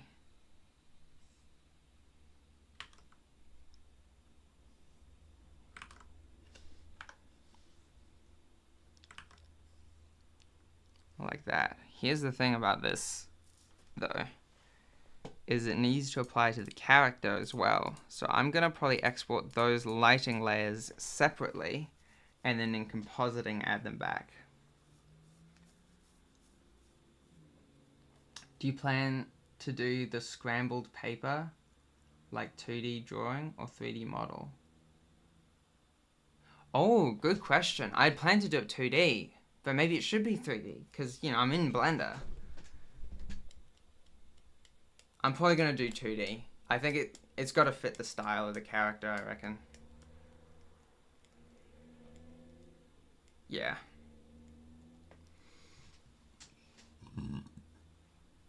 Chair looks much better now. Oh, thank you. I'm pretty happy with it now. I think it's kind of how I want it.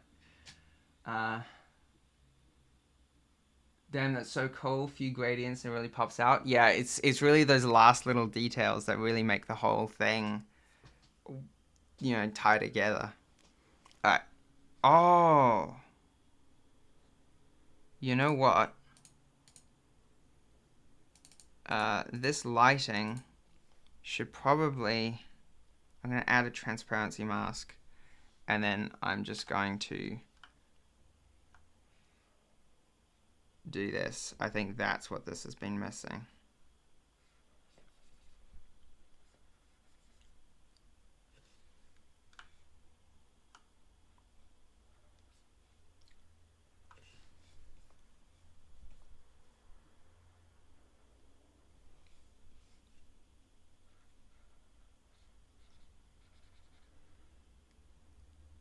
Yeah.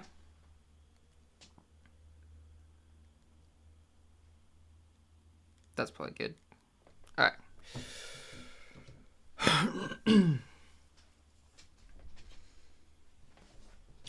This could be a wonderful art piece. It feels really lovely just as this, especially with the light overlays though. Oh, thank you. Maybe I should like put it on my art station or something like that. I don't know.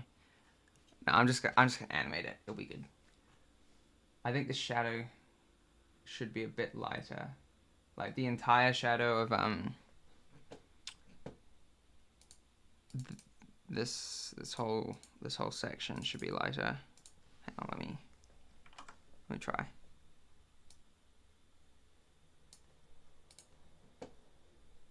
I want to be careful not to take away too much contrast. I think that does look better. Let me just undo it and see what.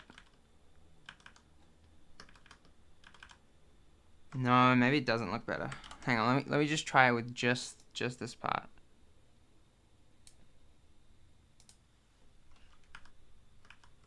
Yeah, I think that should be a little lighter. I'll leave that like that.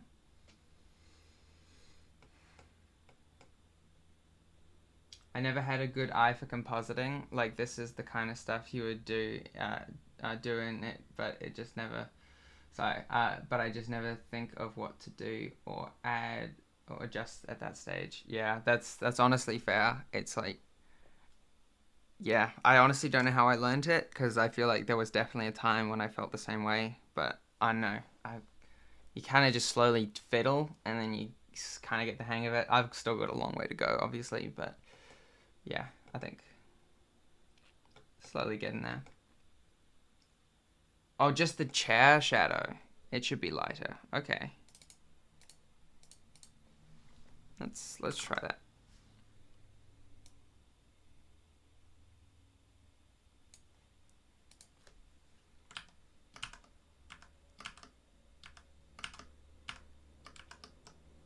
Yeah.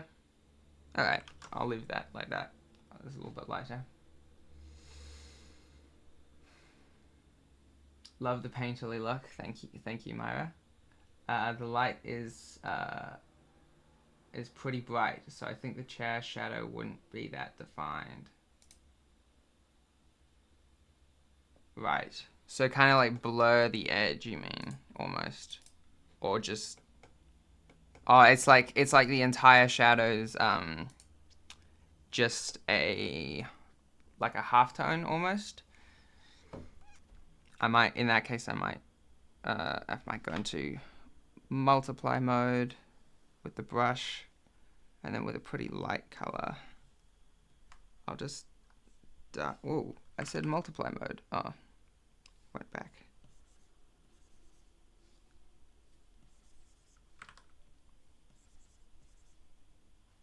Why is this not looking right? Alright, so I got a little bit of a gradient there now. Let me undo some of that. It was a bit much.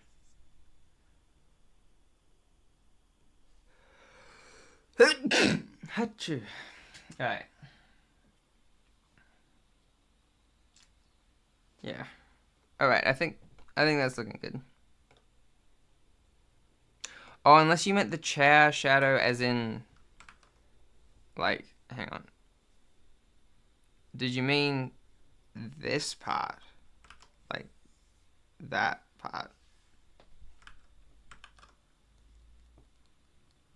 I think, thank you, Juraj.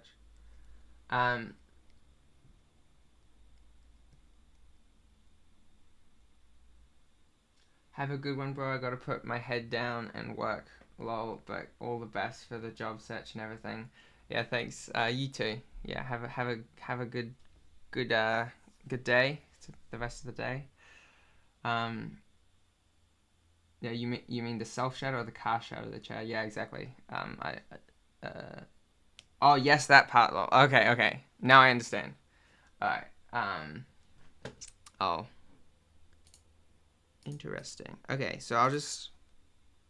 Okay. I can do that pretty easily. Okay, so here we go. I'll just add some lightness there. Why is that not working? Oh, the opacity is really low. No? Why is that not working?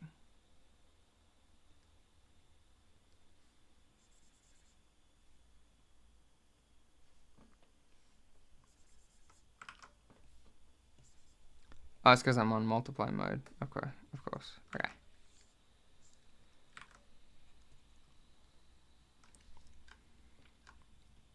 So is that kind of what you meant?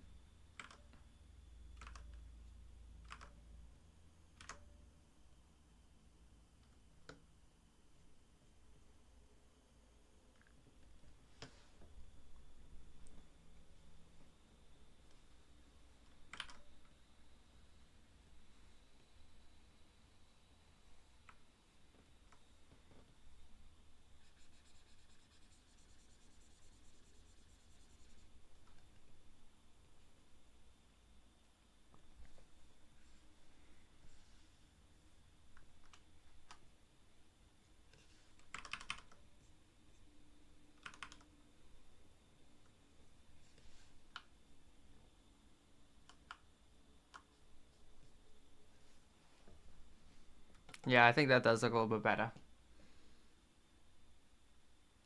Folks, nice to see you back. Yeah. That question is what I ask myself in every project. Why is this not working? Yeah, exactly. And it's always something so small and easy, but then you always forget about it in the moment that you need to remember it. The chair is intersecting with the corner of the board a bit, don't you think? Maybe you need to move it slightly to the right a bit more. Oh, like it's a bit of a tangent there. Yeah, maybe I do.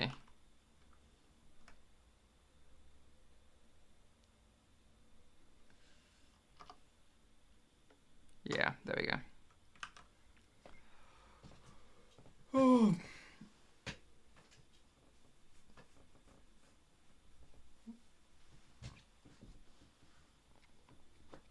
All right, I think that's kind of there. So I think it's time to export. I'm going to group things as like foreground, middle ground, etc.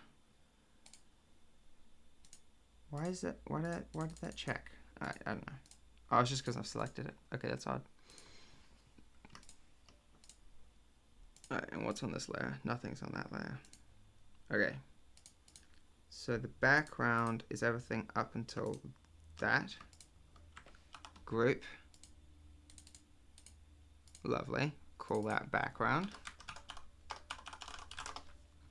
Then the foreground, I could keep the chair separate and it could move around a little bit, but I don't think it's going to, so I'm just gonna leave that as all one thing in the foreground.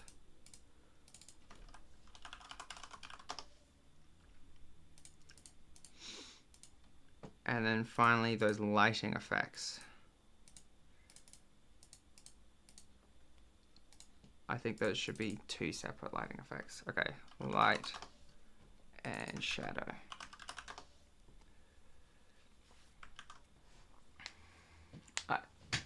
It's beautiful. I think I gotta call this piece Graduation Day or Last Day Before Summer Vacation. Yeah, that's a good idea. I should, yeah, maybe I'll make a little title card in the animation. Yeah.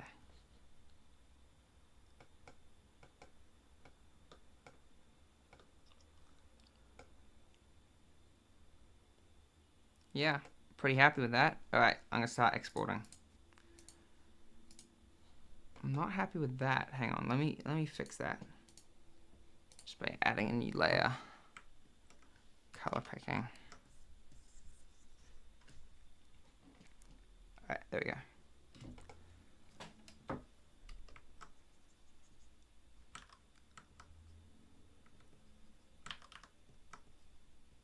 All right.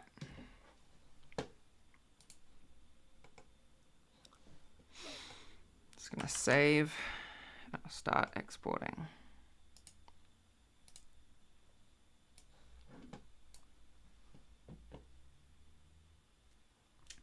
2025 YouTube cap 360 character tutorial animation. I'm gonna add a new thing called background assets. Oh wait, before I do, hang on. I was gonna add the little whiteboard eraser and such to here.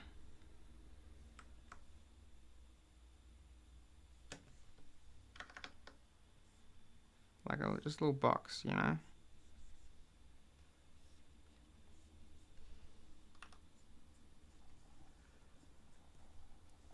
And then little pieces of chalk as well. Well, it's a bit light for the shadow.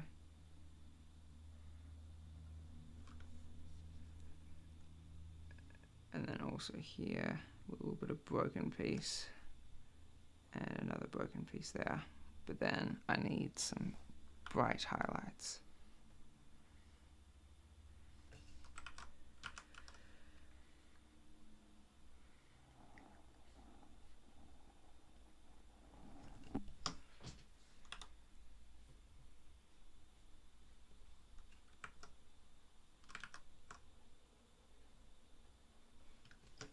Exactly. There we go. Alright, now I can export that.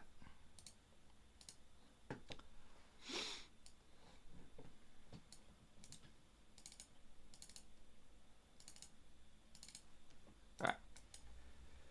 I'll say 001 underscore background dot png.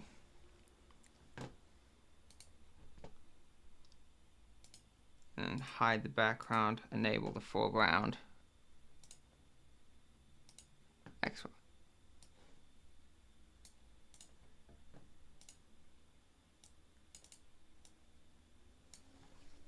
002 underscore foreground.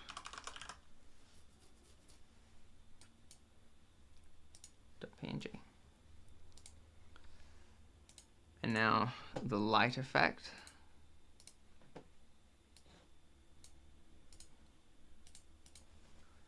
Zero 03 light. Then the shadow.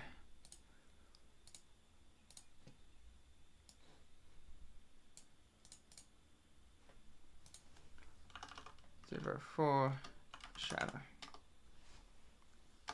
All right. There we go. Oh, let's turn off those sketch layers. All right. We're ready to start work with this in Blender.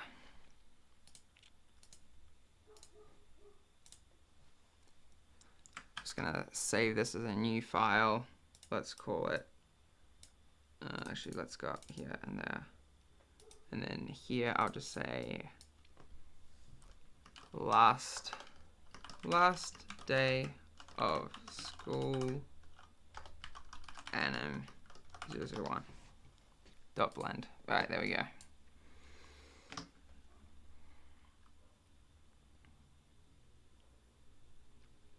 Yeah, I'm pretty happy with that walk cycle. Okay, I'm just gonna turn off the character for now. I'm gonna add a new collection called background. Add image is plane, mesh plane, background assets, and I will do this.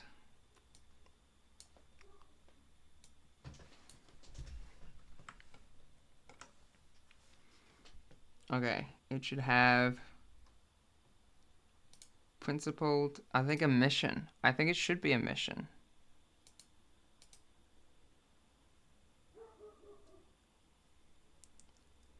Texture, yeah, that's good. That's good. That's fine. All right, I'm just gonna go add.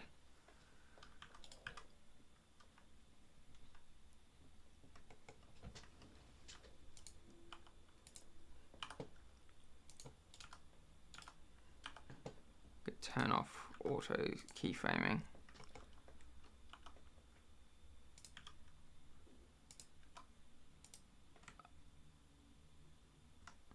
Oh, I shouldn't have. I'm just gonna. Oh, gee. Okay. Actually, let me just do that again because I just realized I want to import them one after the other, and then scale them into place. Oh. Let me do that one again, because this one, the alpha, does matter.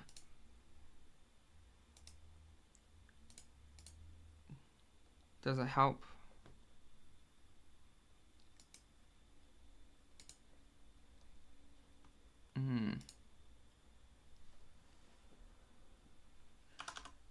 Oh, it was just offset. It just needed to be offset. Okay, cool.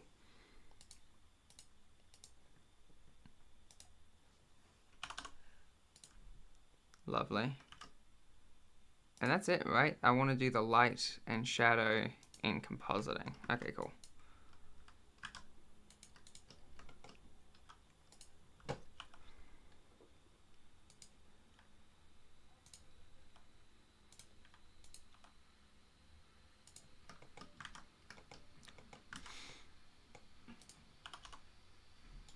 Oh, actually, rather than moving it forward, I'm just going to select the camera, set the cursor to that, and then scale it down. Oh, wrong mesh. Scale it down. And that way, from the camera's perspective, it remains the same size. And on with that one, I'm going to scale it up.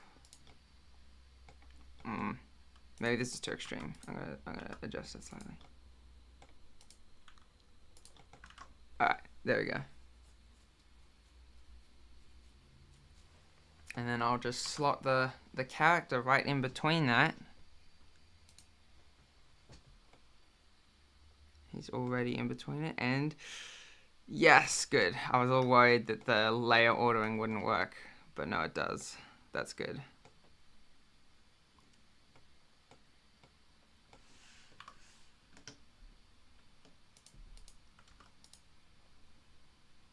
So if I just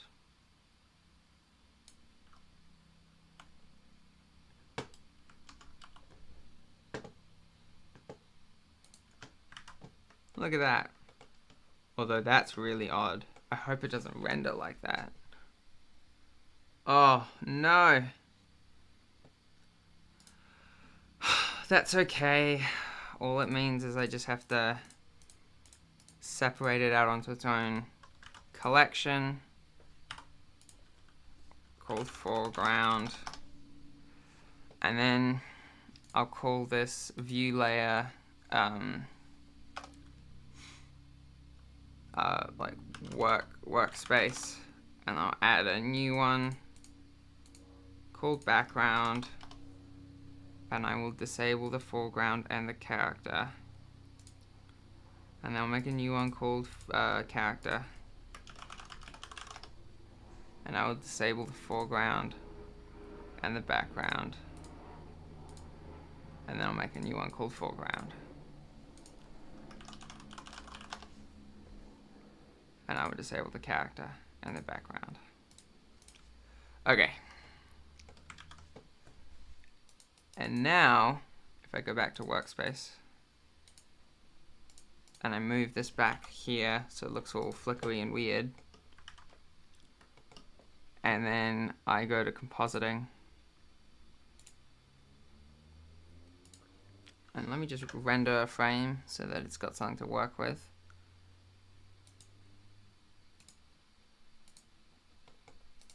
Okay, and I don't want workspace, I want background, character. Actually, I should have them this way, because for some reason the compositor in Blender likes to have things with the layer order as if it's like you're looking on top of it almost, or really it feels like it's just inverted from what the layer order should be. And then foreground. Okay, cool.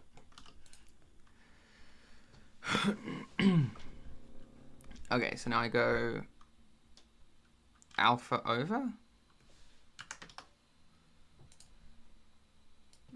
Put that in. I think I've missed a lot of things.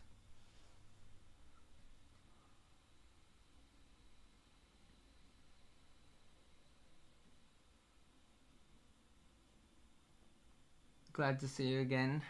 I'm glad to see you too, Folk. Folk. Yeah, Folk. Looks awesome. Thank you. It's beautiful. Oh yeah, no, I've read all this. Great colors. Thank you. Would be nice to have something like a magnetic lasso in Photoshop inside the knife tool for tracing images. Yeah, that would be cool.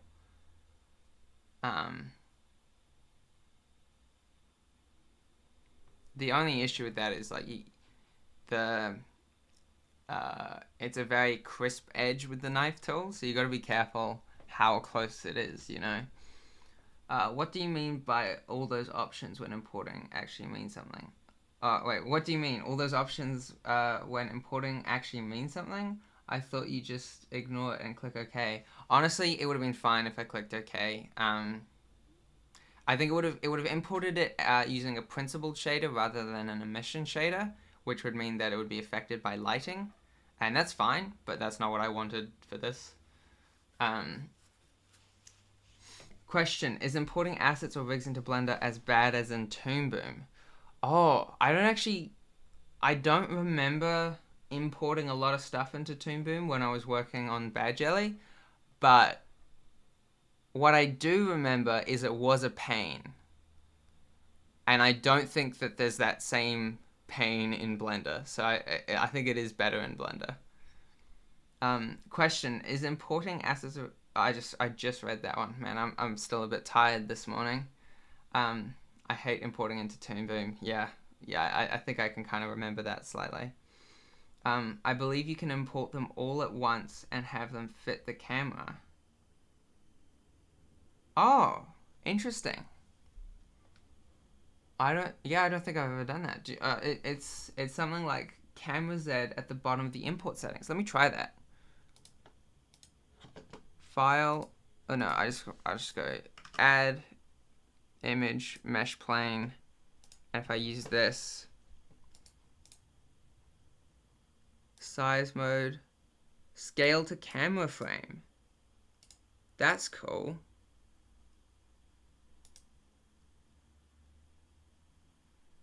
Import.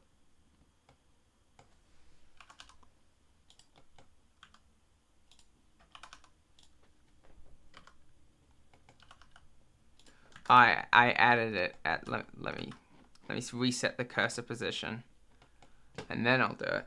File, no, add mesh plane. Scale to camera. Whoa, that's really cool.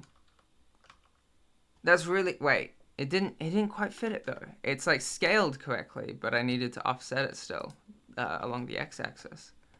That's interesting. Okay, but that's really cool. I definitely need to do that more. Manual's fine too, yeah. That's a shorty? Yeah, he is kind of short. And I'm probably going to adjust the scale as well. Although maybe not. Maybe he's just a short guy. Guess you'll have to flip his walk cycle to come in from the right. Yeah, I know I should just reuse this walk cycle, right? But here's the thing.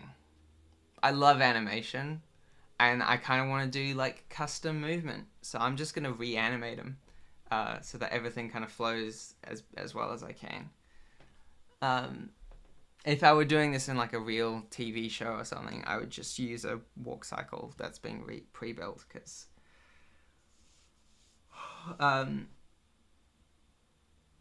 do you have Z depth pass on? Grease pencil. Oh, good point. I remember this. Z depth, because it looks right in the viewport, but then it renders with the grease pencil on top. Is it here? Where would it be? Depth.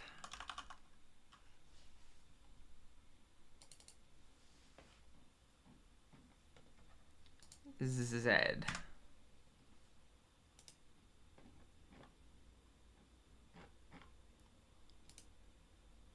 Is it in the scene? I think it's in the scene. No, do you know where that is?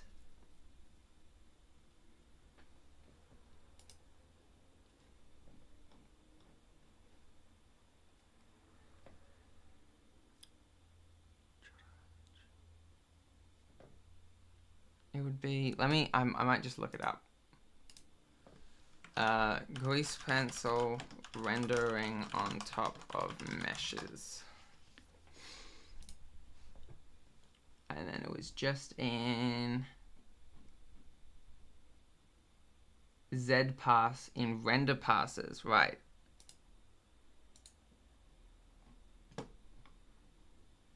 So I'm in render passes Z, and then that's it. I just press render. And then and then if I go back to workspace, yes, look at that. Okay, that is still a little bit weird though. So it kind of renders like it does in the viewport with the weird dithering with the alpha. So I am actually gonna still use the compositing. And just duplicate this and put that there. And now if I go,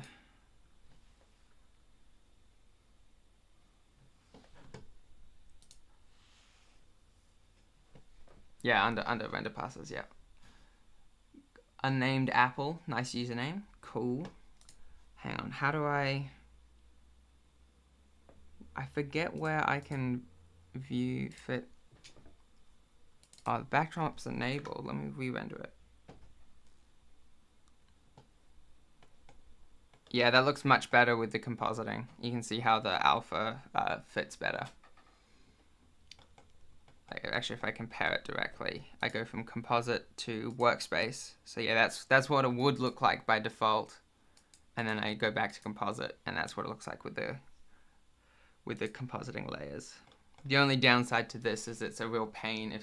If he ever steps in front of that foreground, I'd have to do some node magic here.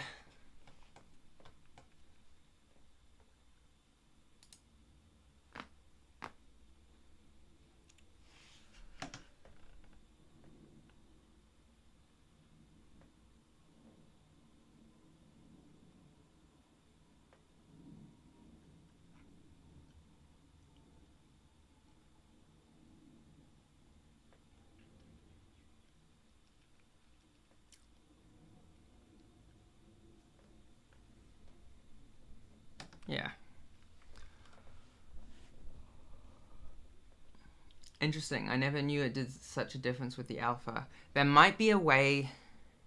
Hang on. Actually, let me just try something.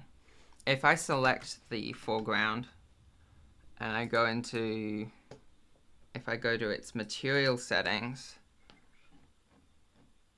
I might be able, yeah, render method dithered. If I go to blended, it might crash Blender. No. Ah, but then it goes back. It goes backwards. Yeah. Yeah, okay, so yeah, no, I still need to do compositing. You see how the alpha still, it looks better now, but it always goes behind the grease pencil again. And that's just because, I don't know, it just struggles with blended alphas. It like has to render it in a different way. Unnamed Apple, I just watched your Blender cutout animation tutorial. Thanks. I hope you found it useful. Yeah, and I'm actually making a new tutorial right now, so hopefully you'll find that one useful as well. All right.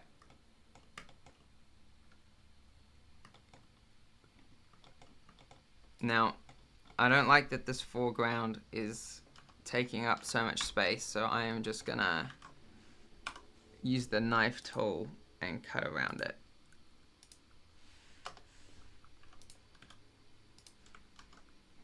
There we go. Now it's isolated.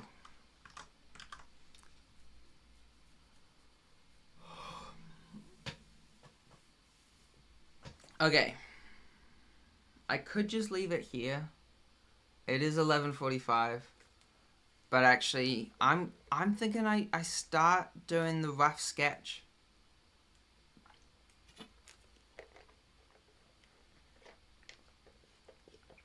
Yeah, I think so. If I go, I'm onto the animation, nice. And then I'm going to add, if I go into material view, yeah. I'm going to disable the character, and I'm going to add a new grease pencil object.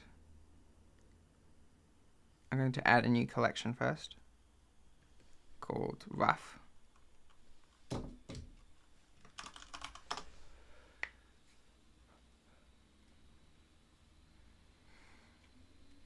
I've never used the knife tool in Blender at all. It's actually pretty useful, especially with when importing images into Blender. I remember at the end of 2023, I made a video where I painted a character in Critter, and then I imported it into Blender, and I used the knife tool a lot to get the rig to look nice, and it was able to warp nicely. Wait, 11:45? Are we in the same time zone? Either that or, yeah, I was gonna say, I think we're 12 hours offset. I'm in New Zealand, so it's 12:45 a.m.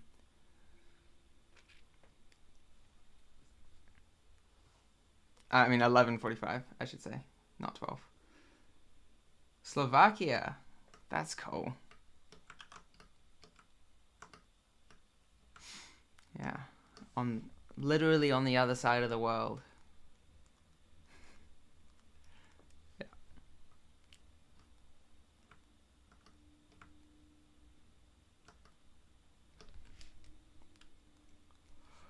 Yeah. So that must mean it's, wow, it's almost midnight on a Monday for you, right?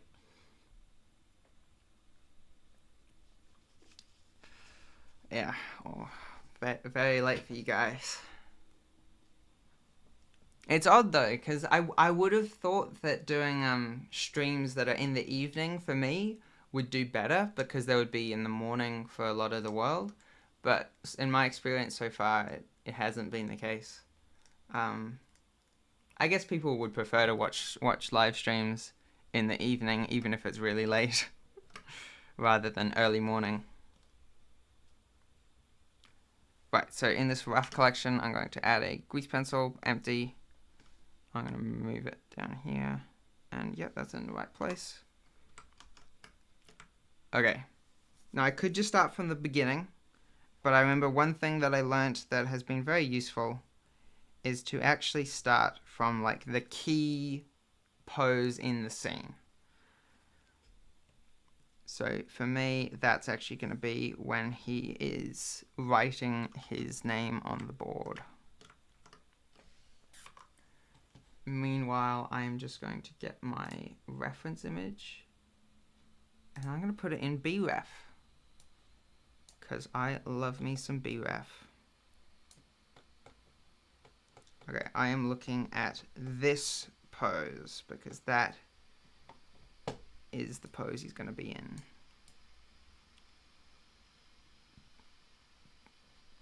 Put it over here. Oh no. I'll put it over here and I'll draw over here. There we go.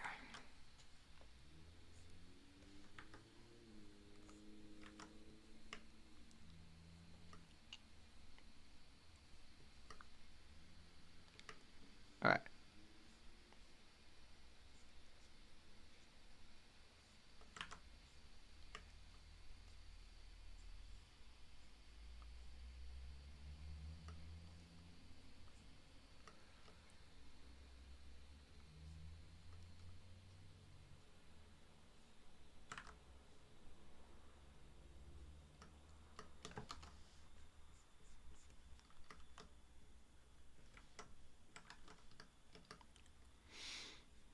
I think I'm probably not going to do much of the rough animation. I'm just going to do this like first pose.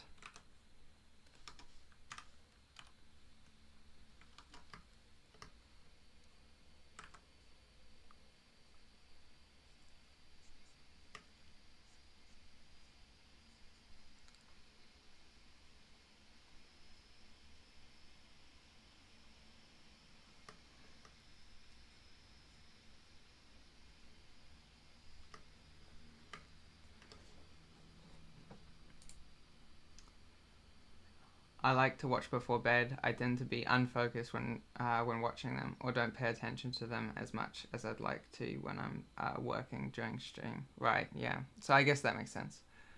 Like, I'm either focused on work or the stream. One cancels the other for me. Yeah, that's interesting. I remember when I was working at Muck Party, every Monday I would watch a stream by a guy called Ben Eblin, who is a really talented Australian artist. Yeah, and that was a lot of fun. So I don't know. I guess different people, and depending on the work you're doing, like there were definitely days when I couldn't watch a stream because I was doing something too creative, you know. And then other days I'd be doing something really tedious, and I'd be able to be really distracted and still get my work done.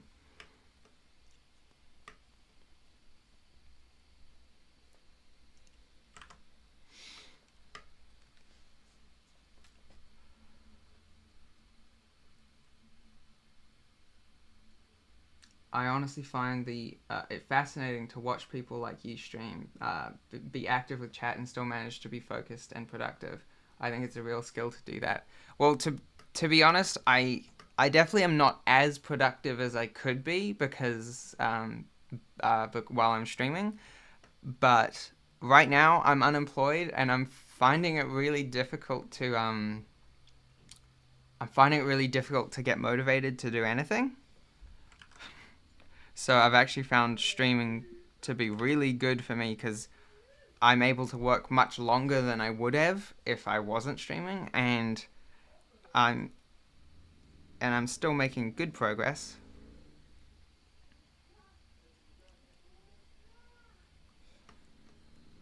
Alright, that's probably good enough. And then I'm just gonna take the white material.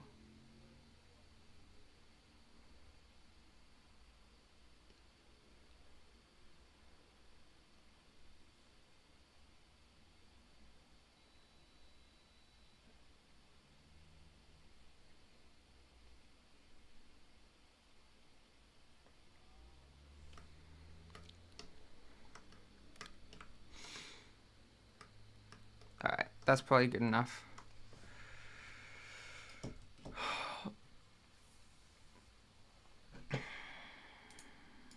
I think we can all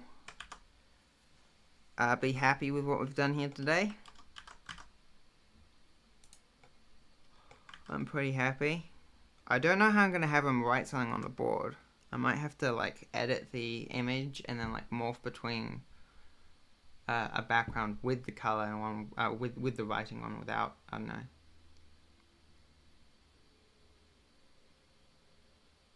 What's his name? What would he write if a student didn't hit him with the paper? That's a good question. I've heard someone else has told me that he looks a lot like Nikola Tesla, and I think they're right. So it'd be kind of cool to think, yeah, your teacher's Nikola Tesla, and you're still throwing rolled up pieces of rolled up paper at him.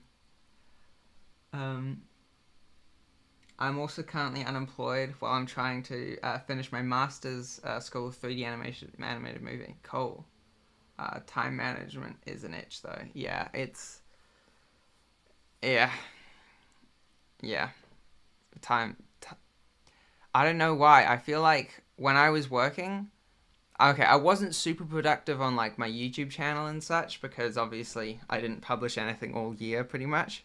Um, but I felt like everything just was so routine. It was so easy to get things done. But then the moment I'm unemployed and I have all the time in the world, suddenly I'm not cooking myself dinner, I'm not making myself lunch, I'm not doing my laundry as often. Like, it's the easy things, the things I should have more time to do, I end up not getting done as frequently just because, I don't know, I don't have the routine anymore. Anyway. I think we've done a good job. I'm really happy with this background. Oh, actually, before we finish up, I'm just gonna add the lighting effects. So I'm just gonna duplicate this over here, and then it shouldn't be alpha over. It should be overlay. Mix colors, and I say overlay, right? Please tell me there's an overlay. Yes, good. Okay, and then right. This isn't actually going to be a render layer. It's just going to be a regular image that I will find by doing this.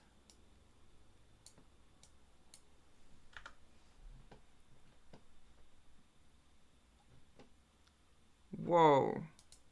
Why does that look so bizarre?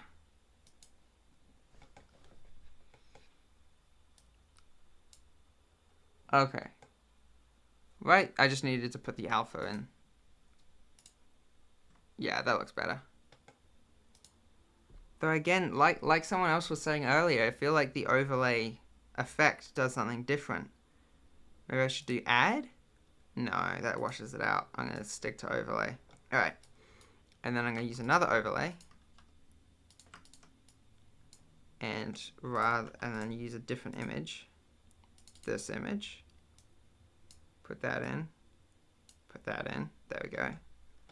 And then from here to here, we get quite an interesting look.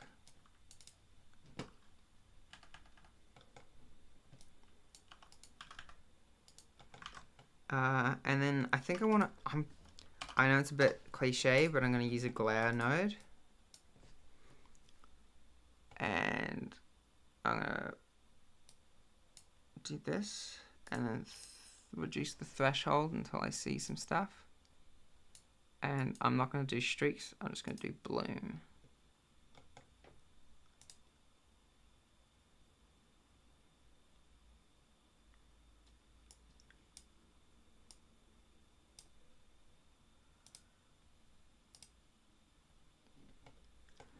And then I can just add that in, right? I can just go, rather than overlay, I'll do add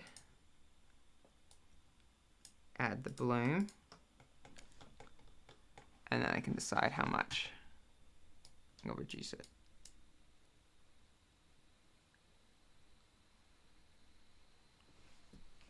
What does it look like without the bloom? And then with. Yeah, that looks good. Alright. Look at those nodes. Look at them go. Alright. Yeah.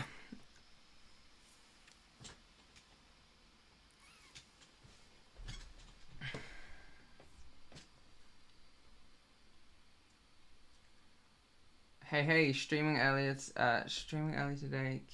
Keep catching you lately, but when I can't sleep 3 or 4 a.m. US time. Wow. Yeah. Yeah, wow. That's crazy. Alright. Um yeah, everything tends to become a kind of a blur for me. Like what are working hours and what are sleeping hours when when when is the time for me to eat, sleep, and just do chores, etc. It's almost as if everything is happening all at once. So I'm being a bit melancholic again. Yeah, sometimes I would just wish to be in work, so I could use other people working and be like, yeah, I'm in work. This is still work time. Yeah, exactly. It's like I've had I've had days go by without really feeling like I've done anything, and yet also feeling like I wasn't just sitting around doing nothing, and yet clearly I was. Um, yeah, and I've heard this. Live streaming keeps one focused in the sense that you feel on performing for an audience. I think that's it for me. I think that's exactly right. I feel like if I were not live streaming, I would get a little bit of work done, and then I would just stop. I would take a break. I'd look at Instagram or something, and then I'd just keep. I'd I'd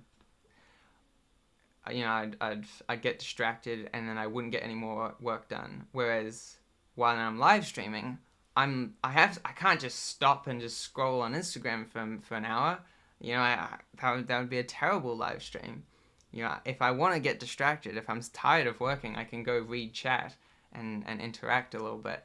But then I always have to go back. There's always that incentive to come back and be productive again. So I think that is it for me. So yeah, honestly I've really enjoyed live streaming. I feel like for me it's been a real win-win situation. I feel like it's been something I can do that feels productive. It gets me working on my project.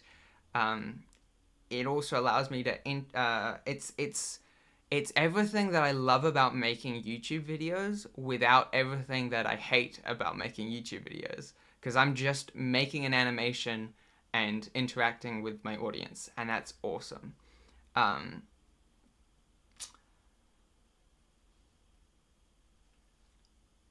what's your gram? I wanted to check out more of your stuff. I do have an Instagram. If you just look up Sketchy Squirrel, it should come up. But I only have one thing posted there, and you can see that on my YouTube Shorts. So I don't know how much more of my stuff you're gonna see there, but I definitely need to get more into Instagram, get more people looking at my stuff. Kudos, mate, for helping us, keeping us entertained and getting stuff done. Just peeking in for now. Yeah, yeah. Thank you for keeping me accountable to my projects. All right. I reckon it's midday now. I need to get started on like my laundry and my other chores. All right. I'll see you all around. I'll probably do another stream tomorrow. I've really enjoyed this. All right. Goodbye.